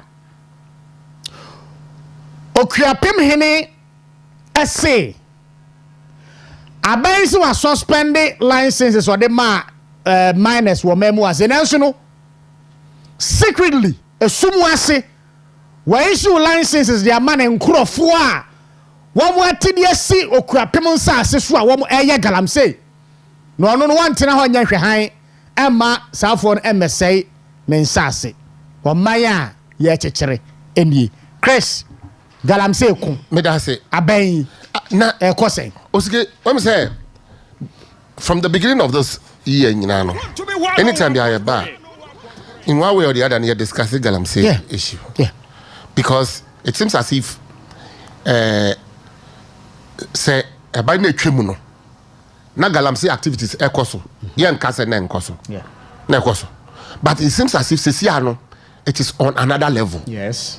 What I say? You see, it's on another level because Wosha Cecia Ampono and this Ivona Cecia no more galamse no. The impunity now omo de ye say unim say wa bronga hafo Cecia Yes, Nra. So and then Nansa Najo. Omo ku forestry. Operation team bia. Na a new forest reserve omo akobɔ ewurem. And forestry for omo rapid response team omo kwa stop yom. Ya boba kutu ekunu and Nansa anajo obonga hafun. Ya boni tu ekunu. Ba ko so omo dwane no ba si taw mo no mo de sikan. Ni kotodwe omo biem. What I say? Omo biem kotodwe ma or that ambulance ma in the pictures social media. Me no ka say o confirm no chisi here. What I say? A week ago omo NDC for na omo ye fre bibi turf war. Sa obi apɛ asase no a control so. Emrantie miensa pe omo akasa ma omo bobɔ mu hutuo ekwa meti no as if say 4 years no ebeba ochina it no the scramble for sika. What I say no e so intense say e ni bre super na emrantie no dey ade no what I say our win anopena me hwe oketeche yi wo your friend say Facebook now interview Erastus Asaredonko and the upper chair say the famous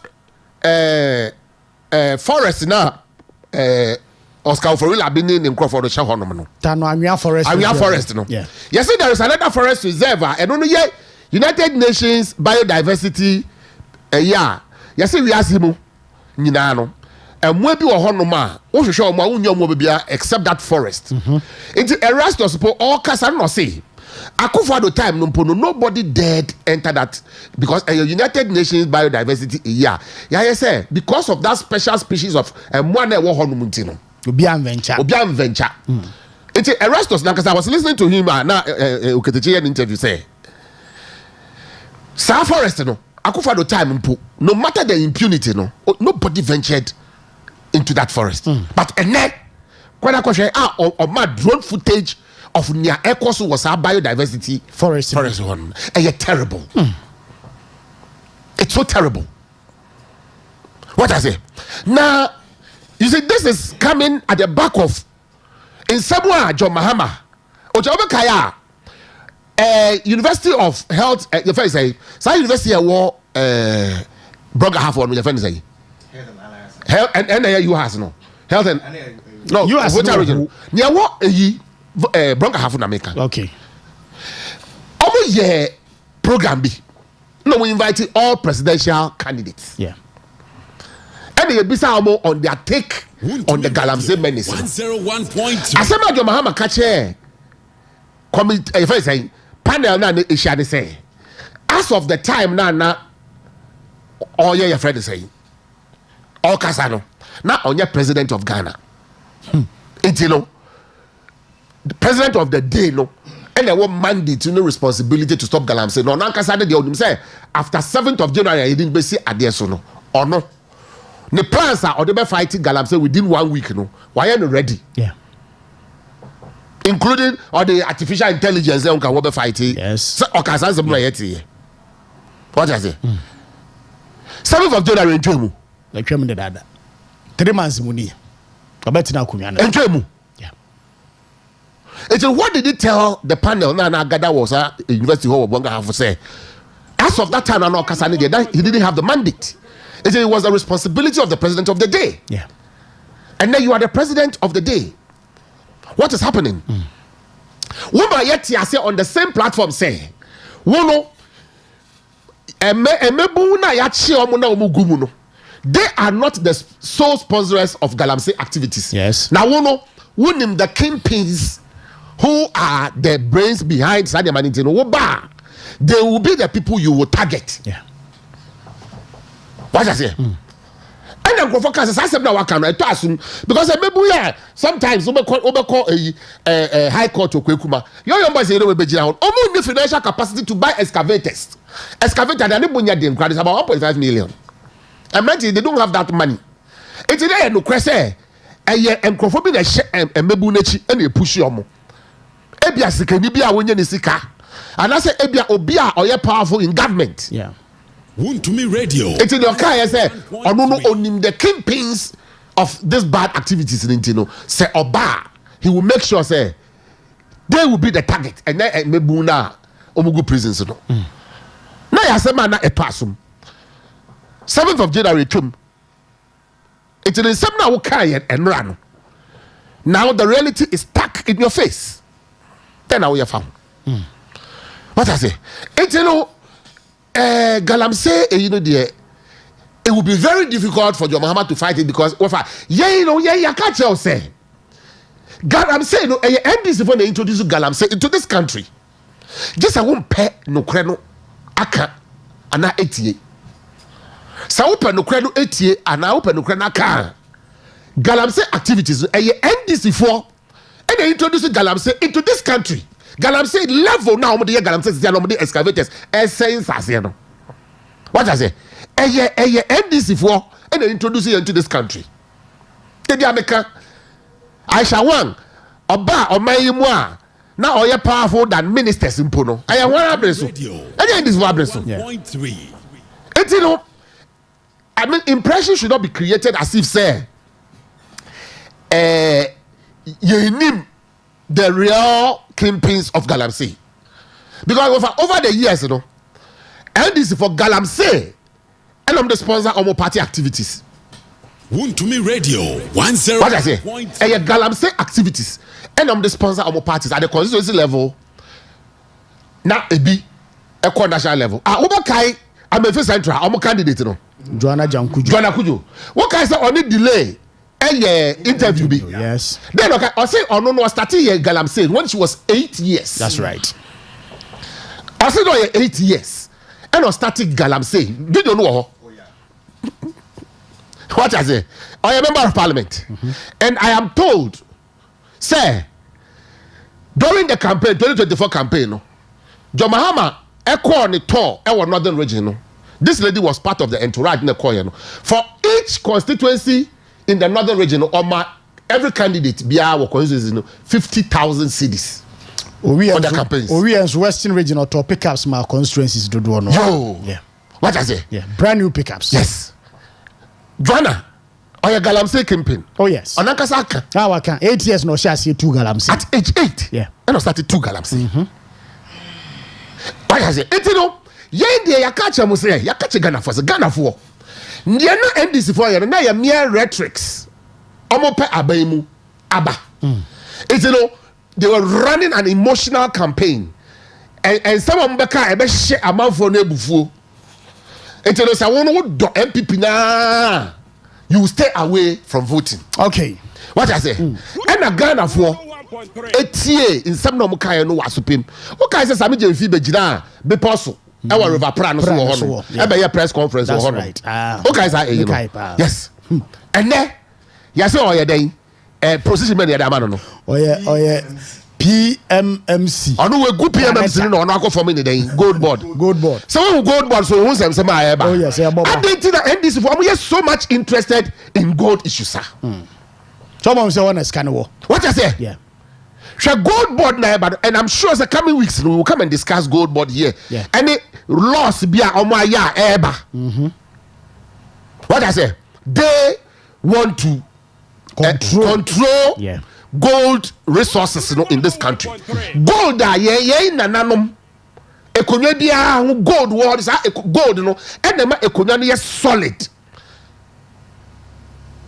Gold no enema ekonya no ebuo ba ho to me wo ekonya num. And then wo sami jefi through gold board wo be ka che yen say sa gold no and that ye wo mra na wo de ko parliament no. Say sa gold no wo your here be that say wo sa gold ni be bo wo ekonya no ban ya. It is hoarding and it is tantamount to 5 or 10 years in jail. Ahemfo. All right. Very well. Chris, yanase wavabuate. Oscar fight against Galamsey under President John Mahama. Nebesia na esi no. Are papa bi amfiri mu ba. Oscar okọ Amemfi Central, district one ma. Prison camp bi wonom. Say yan rani yankwa nyame adum achina ye tu ase ama prison for yes. Prison no a ewo nsuo ni so no. Nya wa ho no yeah. That's right. Yes. Yeah. All the minimum pa here, what the minimum pa say all na masi. I want so na maami ni di MP no. MB for the intellectuals. Yempe numbers. I don't know I di Women's Day. Say your trauma and went to man can but I was with a man for a name. And I'm the what they been. Oscar. Your mama end this for your press conference be brave chromia. I see say. Omne to Ghana for ama. Okay. Christy, good morning. I'm open. Good morning. Osi. Ana omni kwaku buayenom. Tony obenom. Ene na me ya say ebo nana dan kwaku for de. Eba na Ghana me say on nebusuafo any the new patriotic party and the age. Na yemom de eba ye be fight. Akwaya na yere hwe ni ye friend say Sam George. Won na ye aboate na won ase na yere na hwe no. Wose omo nimdi a ye de abenwa ne ma omo within a week. Oska ye nya boso me miensa ni o. Eti akesefo ne wahene. Animdiafo ne eden e wahene. Ye kwaye wonpo. Unu be ma ni koni maame na yie. Me kwa 1 week me kwa yie. Na me hwe ne oma. Omo ka kire se nyame ya adom na adom 7 December 7 January. Ampa obedane. Enami fie wura. Nase. Nasa ase ewo kejabiri mpo kwan no so. Yedam sisia. We are tune den. From last week Monday I'm seeing your program. Me fan to yam on community commission. One man krata. Say yo kromia say na na dan kwagufu ad ne appointee fo nyina ya wi akronfo. Ene ya yisi buatene. Community commission panyin no waka ho bi. So no ana tena se issue krata e de ma amanfo. Ana ye be ya mpam no. Enam say na Ibrahim ha ma ye na danfo nti. Oda so eye CEO Minerals Commission CCA. Ana ye be ya frakadam. Say ya jeje amanfo licenses ya revoke. Edmemo bia enye omo ye de license mom last minute. Ana wo hene okuapma hene. Na me kenkan ene na mo kenkan die se. Ene de ba ne say na amanfo fa kuntuna ase. Eyese. Na osi. Say ya me pese ogu ni mani mu ase a. Oja mo say ya because enyoma ekoso nyina kire say. There's no way say end is bet my fight it gram say ekoso. Because I ade omo tena ase plan say afa ni yenso ya ban ba. Ye ba bedi. Ene Captain Smart ni sabunti. Waka from Western region. All the Queen's executive number region chairman and go phone I say, Omutugalam say, NDC for obey Captain Smart, the new matter and me coach in the Yaman Captain 3 minutes. One more nipa Captain Smart. One more nipa Captain Smart is a good teacher. What about Western region? To me radio. NDC for Queen's executive not say elected in 17. On the Gumuremono. And I'll move to a pioneer area. And a new man air crossing in Archer say. No matter the good ni say ombetu. E dey na course or boase and go good. And then this for the board on ma. E dey na course let me ya be market la bi ka say nensa ase chanti. Gang between ended for na ka say ase ekunkum ye ho. Afa be bia akwaduru ni say. Asoja fo mpo aye more resources. Akade ni nimde end man fa de emre wafo ne nkokorafo we mu. Ane dum ko gu ayi ye ka ne say azim. Say ye train no say o na protect ye. Na afa kwa minister na sa ba be ka say enye se o me na ekwa akokunku bi na akwa se o me na ekwa akotieti de intelligent aba anado ma na pin o ka kire so be use artificial intelligence no ayira obedi ade se na dwe na ayira Wontumi radio dem afa de emre wane nkokora aka na nso no mawuo no ana mu konyina ensu anom ye den o monya press conference end for Oscar ye be shase aye bio na bibia ya abotira nkakra Asante regional minister 32-year-old boy no Frank Adubuane Frank Amuako hene me da se say akomana ba me ne wo se ensake fire service for edan na wo issue communicate say ma yensi forest no na kire wa na excavator ma 50 omo se akogu in carrier forest aye tuo de ya ji o mi anga se mi krombo so me frɛ wo excavator nsia no eyirai e wo mo municipal e kan say office wo no ene garam say no baby akwa dunia bo fire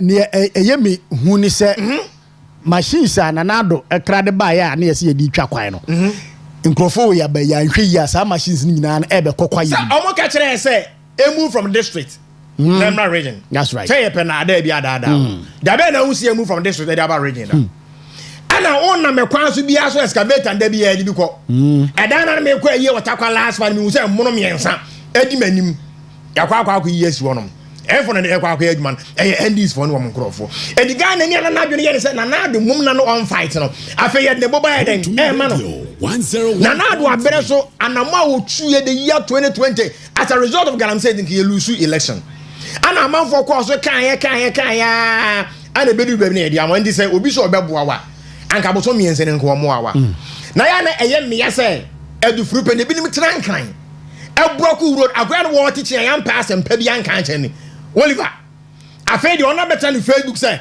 wɔkɔn no nya John Mahama kɔn na da bɛ no hu nyansa hu sɛ wɔkɔn no na nya nanado kɔn na mu na Ghana fo nyinaa kɔn ana ɛkɔkɔ ba ne sɛ nti wɔsika there's no way say NDC aban betuma bi ayɛ afa garam sɛ me ma na adwene bi ɔfa ɔmfa so wɔnya no agye ne bo atena futu yesi wɔn declare state of emergency na enye no go area ne yɛ pɛ nie so we say we revoke all the lines any man nyina we revoke obi ade ya bo atena sa ase a wotu ɛwɔ untumi radio no ya bo atena mra senti a oje me nkrata enie de ya bo atena chi na me nkɔ untumi radio ho on wo so wɔyɛ ne garam say no enyem bia yɛ nkonkon ɛsɛ ensase na otu so no enyem bia ɔfa akwampa so a yakɔ agina na nkebua okay yakɔ agina na nkebua ɛhɔ ne ebe ɔmo a ɛyɛ garam say no ɛna ɔmo yɛ small scale mining ɛna ɔmo yɛ large scale ne yɛ mpa afɛ deɛ yɛ ho nsonso yɛ ɛwɔ mɛne surface mining yɛ trɔtrɔ yɛ ka ne nyinaa ne yɛ bata adwene nyinaa hɔ a ɔmo agya ato no ɔmo say ɔmo bɛ fight against garam say ne akɔfa emerewafoɔ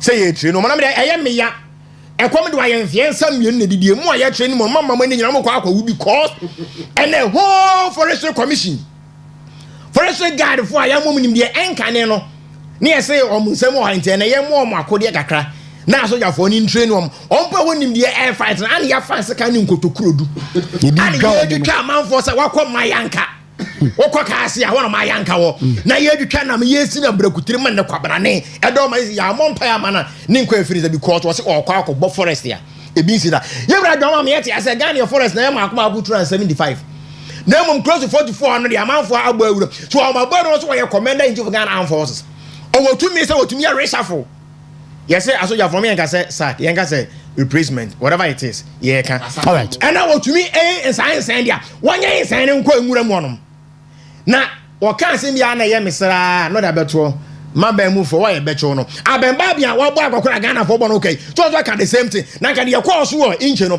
yɛkɔ agyina no nka abua wobɛnya baabi atra na nanom ayɛmfo na ma baabi ɛtena didie ɔmene nsase no ɔmo sɛ ɔmo MP no ɔmo akezi ne sɛ yɛtwa no twan sɛ ma wo nso because garamsɛ ɛkɔ so nyinaa no wɔhyɛ aseɛ na ɛnyɛ nwa ane yɛgya ba bɛduwe ndi osika yɛde yɛka kyerɛ Ghanafoɔ sɛ saa tin na samegya vi ɛfa apan no kɔkyena ho wɔ bepɔ so no ɛda so a yɛ ama ho no sinesire wo deɛ ne yɛkɔ pradeɛ no wokɔ birem wokɔ wɔkye ɛne mmeammea kɛseɛ na yɛhu nyinaa no ɛne yɛate asima yɛni sɛ nti Ghanafoɔ okay aba mo so yɛ no to fa so deɛ aba yiye na afei na ndis fo aba bɛkyerɛ mo sɛ nessa mo to aba mo hwɛ mmienu but yɛbɛdu hɔ no wɔn sɛ yɛ nyinaa yɛ den yɛwukɔ because nsu a yɛnum yi ɛne research a wodo ɛbɛ ne yade a ɛde ɛɛpa yɛ mu no sɛ yɛ amɔ mpa ya okay ɛnyɛ de bɛnya nkwa atena ɔman Ghana mu wɔfa yɛ ɔma yɛna sɛ baabi adeɛ no aduru no hwɛ mo a mo gu akyire a ɛna aban dada no mu mpanimfoɔ na etu galamsey ni wei no ka ne papa bu anka yɛto abati a ɔmo kɔ fie no nka by na nka nsuo no ka sɛ ni ɛte kroje kwaya no nso no si nnua no hyɛ ahyɛ sɛ efifiri ɛnso ɛnɛ bepɔ so nsuo no wo de kokɔhwɛ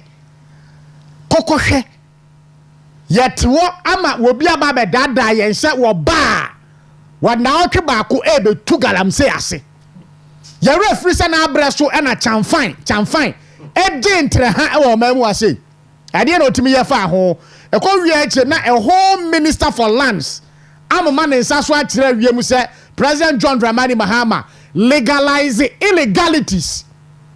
Who does that?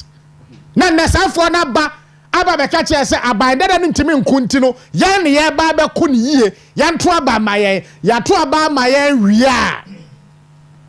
Look at what is going on. Tanwanwa Forest Reserve ayedika asai konkawie Jemera Forest Reserve Ashanti Regional Minister Amuako Hene Kokoti Manche ene wa mama na betiri so be mama 1 week be mama 2 weeks 2 weeks na so ena ne hwena no ho a wa mo so excavators be 60 ene ko gu eye Jemera Forest Reserve won kat nkawie ye tu galamsey na wo gina 60 bagba go 60 nom dia ko gum hey o ma galatis na wa nam ne hwena no a nom de koye University of Mines professors in the back. Okay. Now there was a program and now all kasa no or say excavator baako wehu sɛ woman no 1 hour the damage one excavator obetimi aye asase within 1 hour. Yes. What I say? Have no idea. You have no idea. And o say baako ahe 60. Amudi akogu. What kind of machine am dey say? Osikani ma nka se mi jira. Amudi akogu. Anope me ba no wehu. Me fi me ba hanum. Me nya call bi. What's that now saying?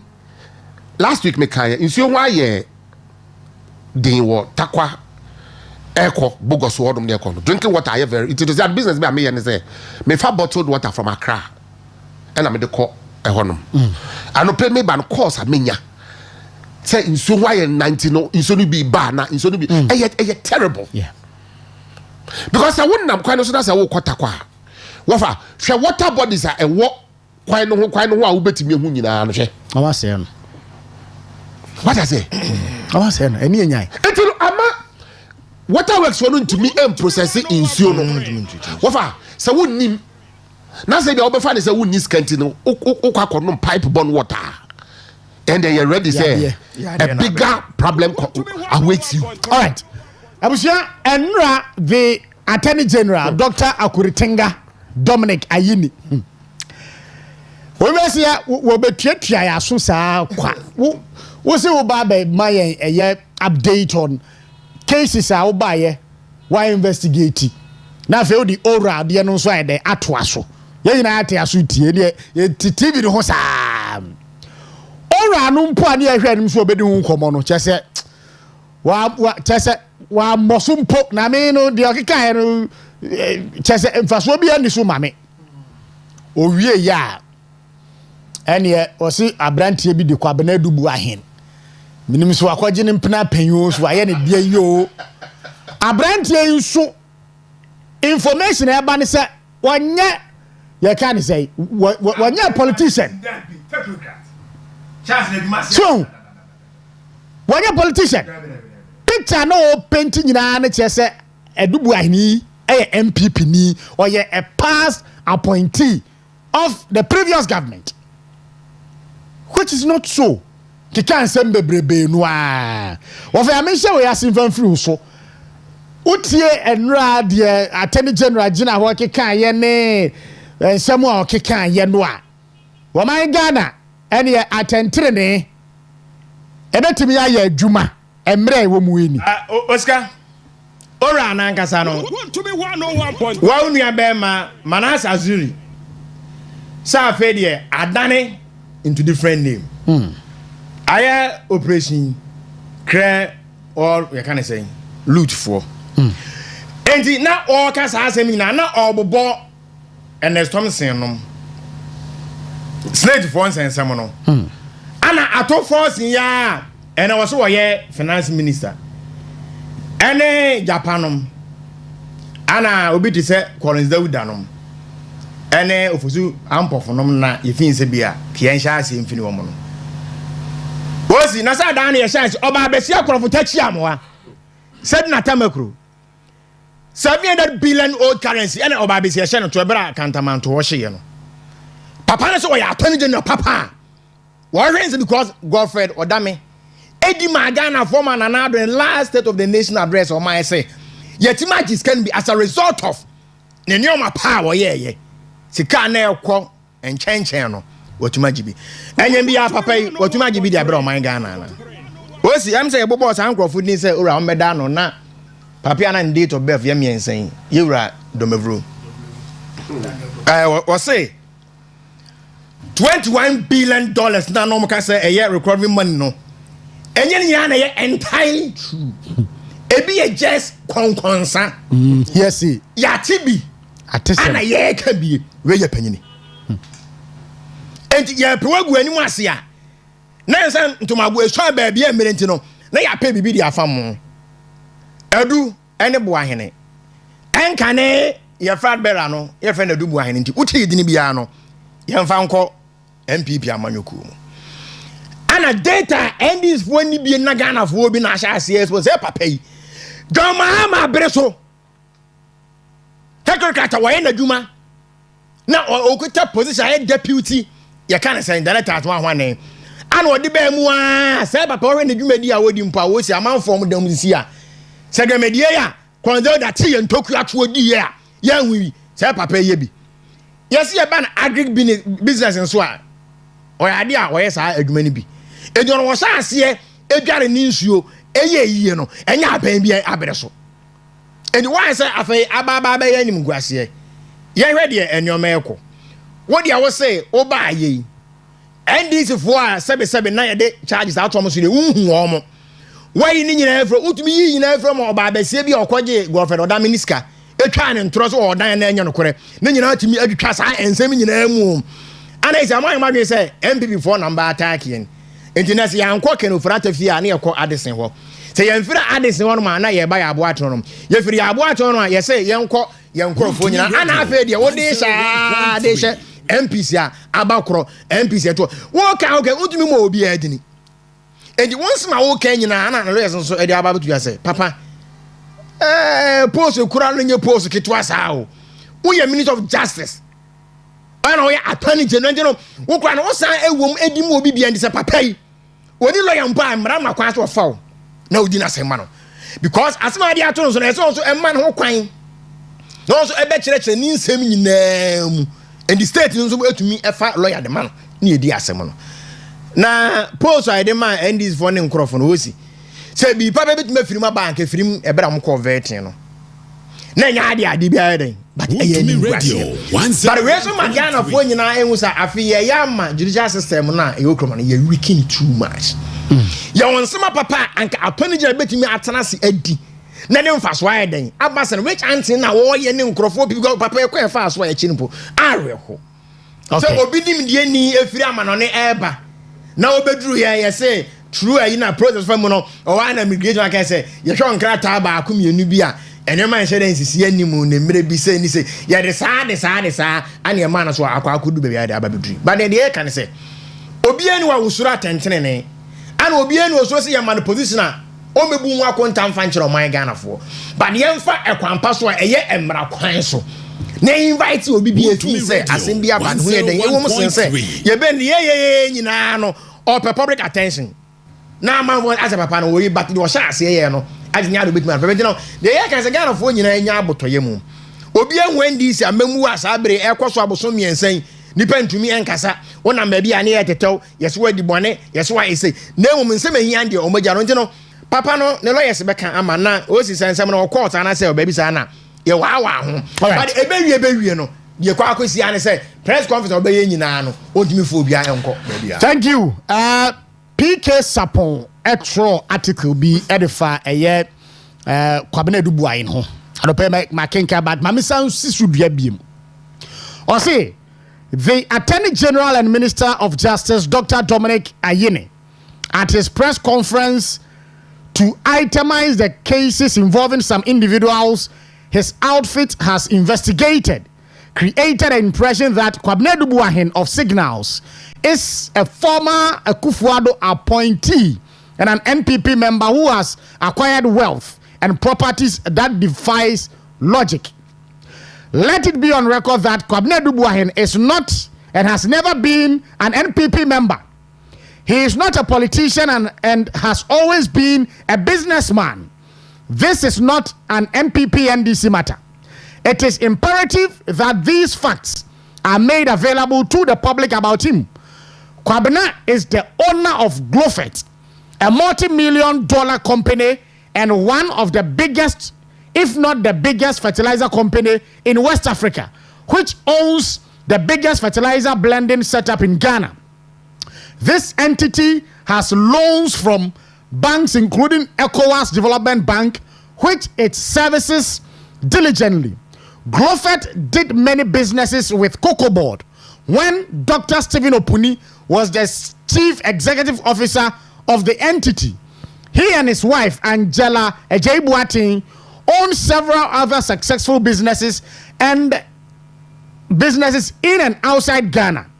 He has been owning businesses long before 2017.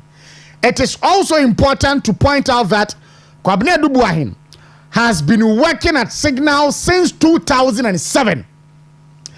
He was a public servant under President Mahama. serving as deputy director. He rose through the ranks and became director when NPP came into office. He owns properties running into millions of dollars. He has been owning many expensive cars, blah, blah, blah, blah, blah, blah, blah. Yes, and you know, Dominic Ayini. Picture now, oh, painting, when you say picture and some now walk. Christian, you. Okay, Techi. Wabe me darling pa. Na ono no this term ya ba sisi a obi use wo country no settings. Ono this word in about settings. Yeah. Me no jeni boate kai me kakra. In 2009, one na ya Attorney General of Ghana in 2009. Me. Where sure? 2009. At a most time no. Oh no, Attorney General. Henrietta upon blue, I guess so. Where sure? Let me find out. We are very sure. Okay, with the mame. Say NDC time. Obeda someone so under Rawlings, right? No, Attorney General. Okay. Inti yenya very good. Okay, you know, Betty Modi Drisu. That's right. Yeah. You see, NDC for 101. Omo ye encrophobia. Omo the emotions and the idea, including their intellectuals. Party no, we share the setup of the party now such that even omo intellectuals who come hot heads. Nka hot heads then ka foot soldiers no. What I say? Yeah. But omo intellectuals numpu. Hot heads. I'm saying this because some of them say both the current Attorney General and the deputy no. Omo ye lecturers o. Omo ye lecturers because o kecheche say wo School of Law. What say? Mokola. Owo eyi UPSC. Is it UPSC? UPSC. Some side now, deputy. No?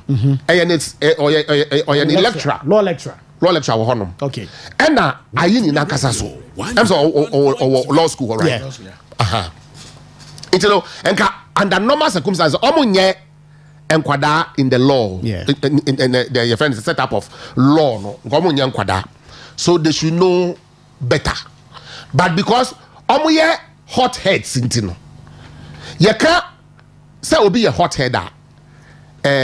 Your patch say obi a to trust them. Or take decisions one the boss. What I say until now no na on reason. What I say? Because when we say some boy they are bought edubuahini, it borders on criminality. Yeah. Now say Odi Obi be court on issue of crime. So wako di boni bi into a criminal. As I say, we could demonstrate. We prosecute and now we go prosecute. No. As I say, we could demonstrate chair court and say after your investigations, you know, when your evidence are beyond reasonable doubt, and on our court, your friend of prima facie. Yeah. It's you know. And so now, what did the problem go to court? A prima facie case should have been made against Nipana Obono Sumbuano. What I say? But Sauba Kayamino, meaning NDC for any the way of your money. What I said that I bisa say in 2009. What another Attorney General? I said that I bisa. Mami Betimo Idris. Or take you over from Oba Kaya. Yeah. But Betimo Idris. Yes, swear Atamus in no. Sunday after now, almost swear Atamus in no. Almost Thanksgiving service. That's right. Emma Atamus. After the Thanksgiving service, you know, almost rally my almost supporters. If they ask for Atamus in, what I say? If they ask for Atamus in, and almost Thanksgiving service. It is just Atamus will not or starting born the ministers, you know. That's right. After the Thanksgiving, almost rally, no. Betty Modi, this was the rally platform, no so catch here NDC for say. To be 101.3. 26 members of the previous Kufuor administration, you know, Obayomu cases ready for prosecution. Obiana Atamils, all starting Bobo and the ministers, so we don't even know. Now we didn't even know who was going to become the Attorney General. Yeah. But this is just our platform, no so. Emma, and this is what I say. 26 members of the MPP, no, Obu cases are you ready for court? And or share a mebunum grind with the energy and zest. What I say? Subsequently, you know, you started Bobo minister say almost started say your investigations. As someone button in the years Zulaika, almost to plane more Kotoka International Airport, almost from British Airways, almost called London. BNI for grounded plane, you know. And the BNI officials call full plane, you know. And as someone button in the years Zulaika, AC form. Yeah. Say. Now your minister of information. Now you say renovation be a cost a very paltry amount of money. Now almost suspect say no see what plane. What for investigations they could see saying. They could see saying. It's in your air course you know. In French, you know, your expression deja vu. Deja vu say bibia esida esaya den esibio. Yeah. Now deja vu. Now I am telling the learned Attorney General, not so a learned, say, in the realm of the courts, no, the name of the game is evidence, not emotions. Good. What I say? The name of the game is evidence, not emotions. Intino, I don't know so a law lecture or law school. Can I say no your press conference or starting initial remarks or say I am under pressure. Yes. Pressure. To prosecute. Yeah. But I won't rush to court. Beautiful. And you know, are you careful, say if he is being pressurized by the hotheads in his party, as he said, who said he has his reputation to protect. Yeah. What I say? Because what radio and the other Attorney General, it's students now. What your mother no? What I hear? So say what is the cynosure of attraction? Omuni dawso. That's right. Omuni dawso. Omuni dawso. Until you don't go to the classroom and preach virtue and come out and practice vice. It is vice. What I say? Don't go to the classroom and preach virtue. So that yes, we call law school and I say the way the students venerate and honor him, no. In practice, he's doing otherwise. Now, on what can I say? He is under pressure to prosecute. And so you're very careful. Okay. Chris, my info calls Kakrana, call 0248071174.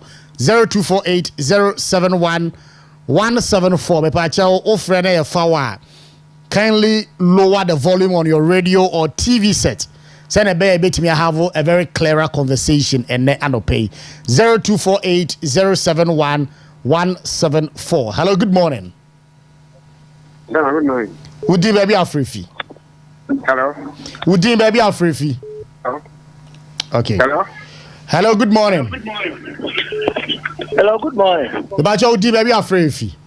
Pepe, I'm going to show up at that. So I'm coming up with you. My intio minia. Osikani madam asibebre mamu guda amu ye na enkopan de onhia na mamu me chena na one pa na ai NDC for onya people we adada na mafoma na awaba no na wonyin na NDC word no wati no bi anadwu me de ho pa o NDC word no wati nzama oro kodu be no onya tete esha bakana wi azu onya hwan kasa wo but I want you to be on some man that the man why was on my map? And it's a cadia for your papa. Yaminka on why? All right, One Yami Entina. Good morning. Hello, good morning. Hello, good morning. Hello, good morning. Okay. Friend here on TV no so why? And yes, conversation be delay. Good morning. Osi. Baba cho uti baby afraid fi. Osi wa po me. Nyame adome ho ye. Messi, anyansa tabonsa mudipo sunsun bansa mambwa na yanwa nimpa man.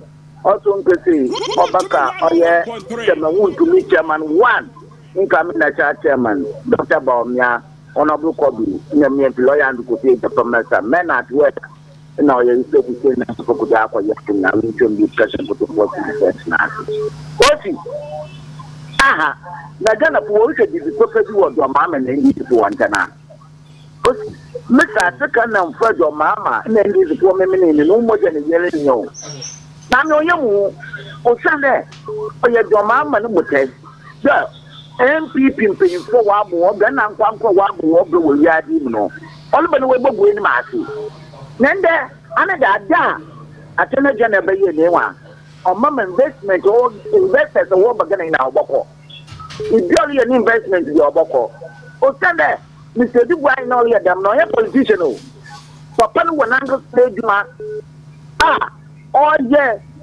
insana do mama na be do kwa no de wa dam fertilizer mi na oye nende obogu popele ni match dey be from another bit to bla oye law court won no pa nta atene general e wala ta be enim yeah Mr. Operation ko ba olu de wa oye operation NDC coming to youth Ghana because akuja to bla ko bet nko amobisan baby osin ko said any no head.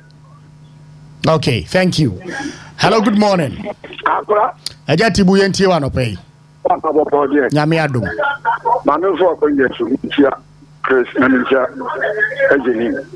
Ya ni ka ni chairman. Chairman wutu nyamni. Ya mono ho bai. Na fi honorable ko na chairman basi. Ya. Na wo ka bi bisa wo say Attorney General so omo for security no say onyere. On prosecute wa.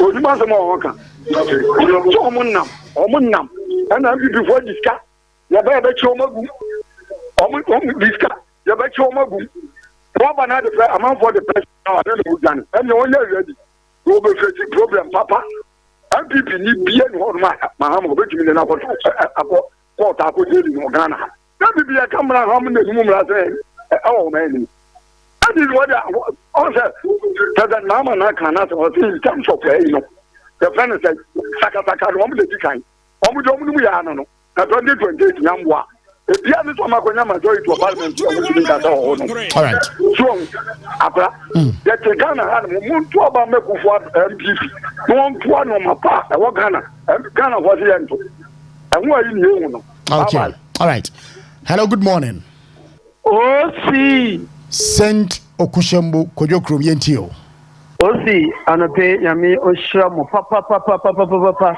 wajuma pa warbo na mincha sika keten MPP fun na imchambada for the so be wo bia no yes yami oshira no na onya no kese papa se Osi mendi sifo yende wa adla wa sa center na eyi nyewe ya ni o ya batu ha sendi onu na 2028 on chani akoto aba kiki dama anomana bakwa no wonye obi kwa no atire no na bua wona bua he no na onye MPP yi na ya akofuna besta aban mu na den me waye wanyi fu bebre we MPP bua ikani dem jume se won sank butu wa suye ma na wa ato iye jan ho akofa bua hin onye politician enwa yebesre che any so fu bibia che de Ghana for one to two show won 2028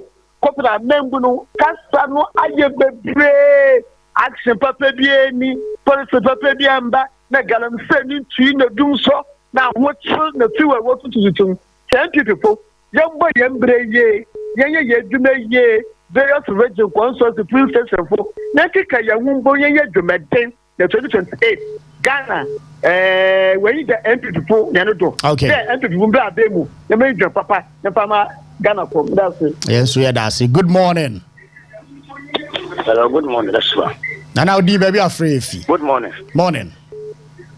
Hello, good morning. Hello, good morning. Morning. Would you baby afraid? Morning. Morning. Now your friend say. Hello. Morning. I tell so friend you who TV no so and radio no so. Yes, Remo. Good morning.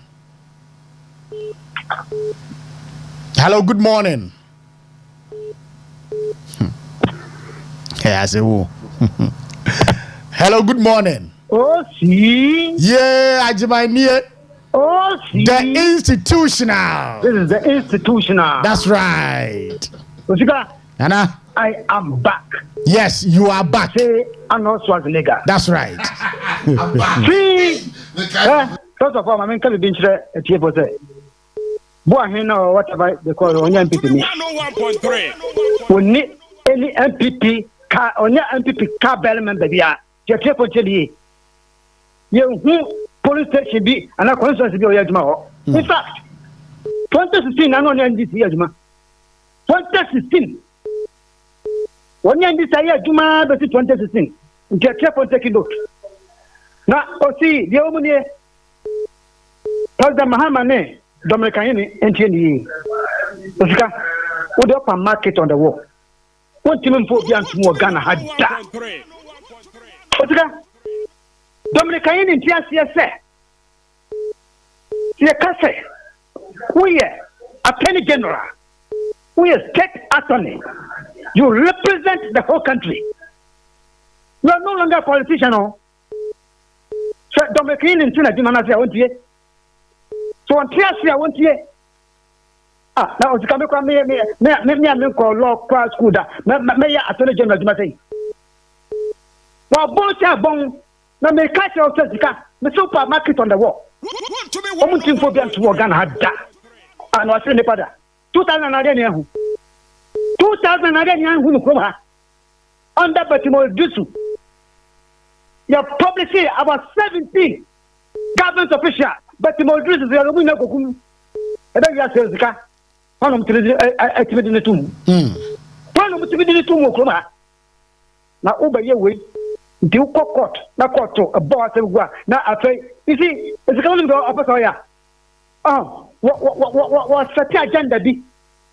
Now, before I have bought judges now, Eddie Bonnet. It is a court, no so suitcase now. Yes, that's what he's trying to do. All right. Galamsey na atu to say no. President me catch us to Galamsey. President Mahama. O to Galamsey. What no ne side to enfa. I apologize. Chebna me call. Oh, okay. I'm on court today. You na cha no. Gradel no a year to form. What are they talking about? Osika. Now they say from now going any a national security operative will be about people in BFE. We can't say when we are in Casadium. So for NDC national security operatives, NDC tax, and I had a yellow kutuamo. Our bubble run people in BFE. You have to resist the president's rule. Okay, thank you. Ajima Mayana Sina, Yamfa, Ninano, NCAC. Some 23 minutes. Past 9. Non kron ebo pa mu a ye crossover to a ye won to me radio Kumasi won to me sports buffet na ye de eno nso atwa so. Chris ye de community finally. Yeah. And some na yaka no. Yes. Ajimai odi na asem ne ba wiye no. Concluding remarks no. I buy into fact say sa Japan no money had no more no. NDC tax and no more yes had anything no. I no initially I just think you penny for no maybe omo year wa ben no. But I believe say ya air course no. You understand? We should begin to resist them. When I am told say on landing or the British Airways landing Kotoka Airport. Adomu ye no ni ma so egu no handcuffs wo public no. Look at that. You find say Kotoka Airport. It is so shameful. Obia Wojo Mahama under your friend the presidency Now our Public Services Commission. Yeah. Ajin Atuma. Now our was our signals on the as deputy director. Yeah. Everybody saying, you understand? It's emotions now. Just to please. Kelvin Taylor. Okay. But you have the reputation of the Attorney General. If you are under pressure and you think you have your reputation to preserve, for the sake of your reputation. Very well. Because thank you so much, Chris Labi Boateng, incoming regional second vice. Yeah. Chris Labi Boateng. No position I make on. Me the type now. Me di. So me a very simple person. Me the part changing in the Now I am bringing on board a wealth of experience. What I said, now I'm a soon party. Okay. What I said, make me kakasapi. Okay. You understand? Edrua. Why? Edrua. Over now. Oscar. My concluding remarks. Adaromete say national security for call. Yeah, papa. This can be right. Manyane tie say muaya ba say boss na bibia nam.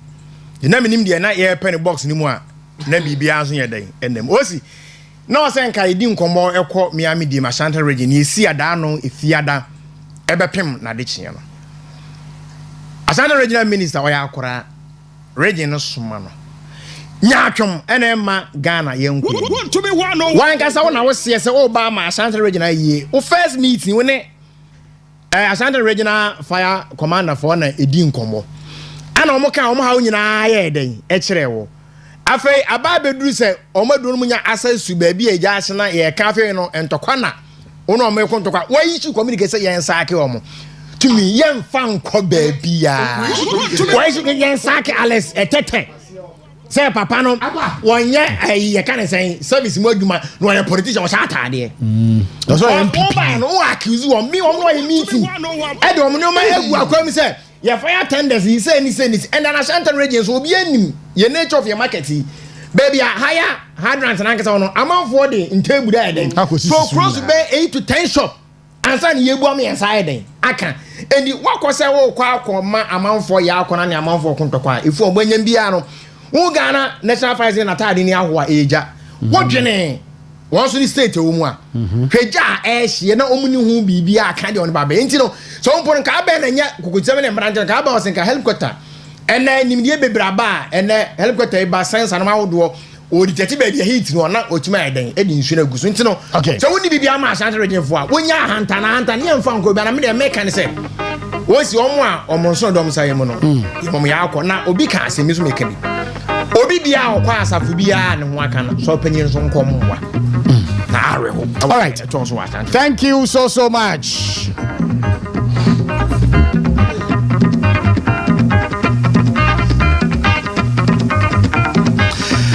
Abushia yenda bedafo ase Ejani Boateng yeda ase Chris Labi Boateng yeda ase Yena production team na se bomo abo adwuma so papa Ochemaba thank you Abena thank you Badges thank you Sami thank you Yaro thank you Kelly thank you so much Mana Prek thank you Midin di Osikani Frimpong Manso mitinemu edema berima ba na na kunedu abupra Ebia obia no nyame onka ho wanye obambofo soronko na enim se we nyina no bekwa wie ye Midin di Osikani Frimpong Manso ye me muso na ya crossover to Wuntumi 101.3 Kumasi Wuntumi Sports Buffet Fancy Di Maria ene kapo etimi ede atoaso abusia adumbidum ye ne a wochina yenhia na enkomo na aka nyina no yemfa ntoaso. Good morning.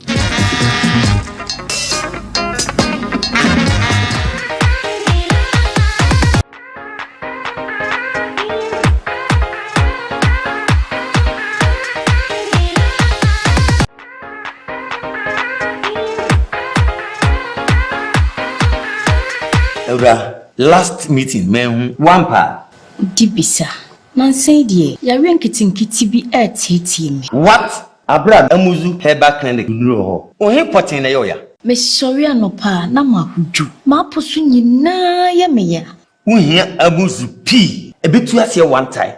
Eto danso na me yemu kekame. Metini me mukura enyeji afei aduane to me yema na me wu. Ene uhia amuzu P. Me old man a mo gentleman din mo fusane ye no so ono so be ne den. Ohia amuzu garlic bitters. Amuzu herbal clinic. Ni no wo nyina ani ana. Debi. Ene wonte amuzu herbal clinic nkan yi. Owo amuzu herbal mixture. Uko hwe mo gem. Na se yesi wanya malaria. Amuzu herbal mixture na obeno. Hwese oba wanyem oba atan ya woba bofra nufu eni akoda woni mfie du mienu enum bi open ho asembusa fra amuzu herbal clinic mawuji hio chalo FDA agidwedie nkrato yatum mema ahwefo nyina akwa aba ba amuzu herbal clinic na vitamin sem amuzu P herbal mixture amuzu P herbal mixture eyedura FDA fo agi atum se bua mahunam yaw nyina edwane de odon so a oti yaw de oti yaw ne bema mu onyamuzu P na so no mu a sa yaw ne nyina eko de oti bodon so ne mu apai we na msen wadro any amuzu P herbal mixture obi se doctor medun so we na bi akam wa hu sa ha ne nyina no ko pa amuzu P no mu na sa ha ne nyina enfrio na ho to once and for all doctor se me jon so na de ma fitam firi me mu ba ana se me kodua so na se me chombo se be ma nsio tuturu fite be fi mu ba se we na how dia edra me kan fa ma ono eya amuzu P herbal mixture amuzu P herbal mixture obi se doc eya meti yaw ewo me ntohwe no mu ana se me twa aba no mu ya meti yaw mu ya me yapa ya meti yaw pa ewo me hwe aba no mu se sa na ti a obehia amuzu P herbal mixture obi hawnie doctor mo se me hwa na ho no aka kraka infection sa tete me sa menne se bi me hwa no ho na ho no wonya amuzu P na so no mu a obedun so sare boni nyina ko ma se bi ohwa na ahono no nyina beko eya na sebi untohwe no mu ekọ be ma na ase no e hotwetwem wonya amuzu P no mu a sa haw ni nyina be ko mo ato kura obi haw nie oda obedun so bebre odun so bof awia na no pe nyina eya na jo so na pampa no wo shepa de ben e de akire se sa haw na haw dia de American fo amawo no eye amuzu P herbal mixture se odo pampa no wo hye ewo udun so na achi a edura American fo amawo no eye amuzu P herbal mixture obi se doc mini oba hye na me ho sanemi a eya na meti ya opa wo bere mo sanemi no se ke kai ye wa na ti saa ko pa amuzu P no mu na saa yaw na ewo efense ahoba achi nyina no emfiri ho na ho to okura we said doctor medun so na moja produce on echi bloody urination so dun so na se moja omu a edura American fo amawo no eye amuzu P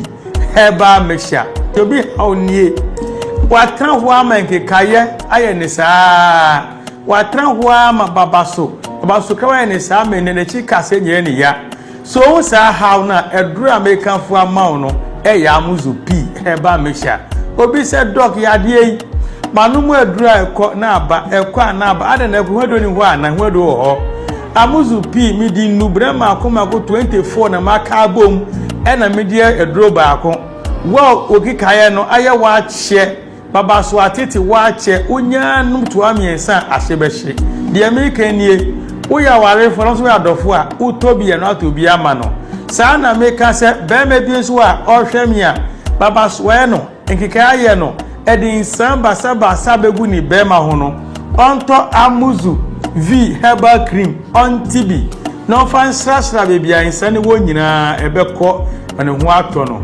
insamba sabasa aya obema no ho aya wayase a ti amuzu V ni bi herbal cream no efa sra insane mu ni nyina behye oba so a otiemi a obu ni se wi a bo se na pampam pa di akira obehia amuzu P wonya amuzu P kwa sa insebuo ya nyina beko oba nsio basa egu no oba in fact eka anase pampa wo na se oba otie me in fact biara na ifense wa mo pa na se na se ya na ogu se me nyina no me kanfo amuzu pi ma omo in bleeding go to me buninsa obi to bunsa twice in a month en chebia no buninsa obebu won so be ma hia ya nko a na ote wakotwa scan de so wanya PID ana amoni be ma hia ni nsuo nyina san na chi ebra meka fama no eya amuzu p heba mixture oba otie mia pampa no ohifo na ase no anasa insan basaba so na himfi ho no anasa nkeke aye na mami no ka sei ama na ase abie no onti amuzu v heba community no offense ese na ase sai nroi ewo heba shop biara mu Kumasi hauko dani heba misi heba apidan ko mo mrom sai so na oko Accra ko kanshi drag lane bisana na boache Kens walk tina tetre pass omu nyina no omu tubi esento bi mako opa amuzu piose mesebia hwe TV no so na fa na na frɛ for further and better direction amuzu herbal clinic ana Maudi Hiochalo pedahwe phone tifu asida sene ebesen hia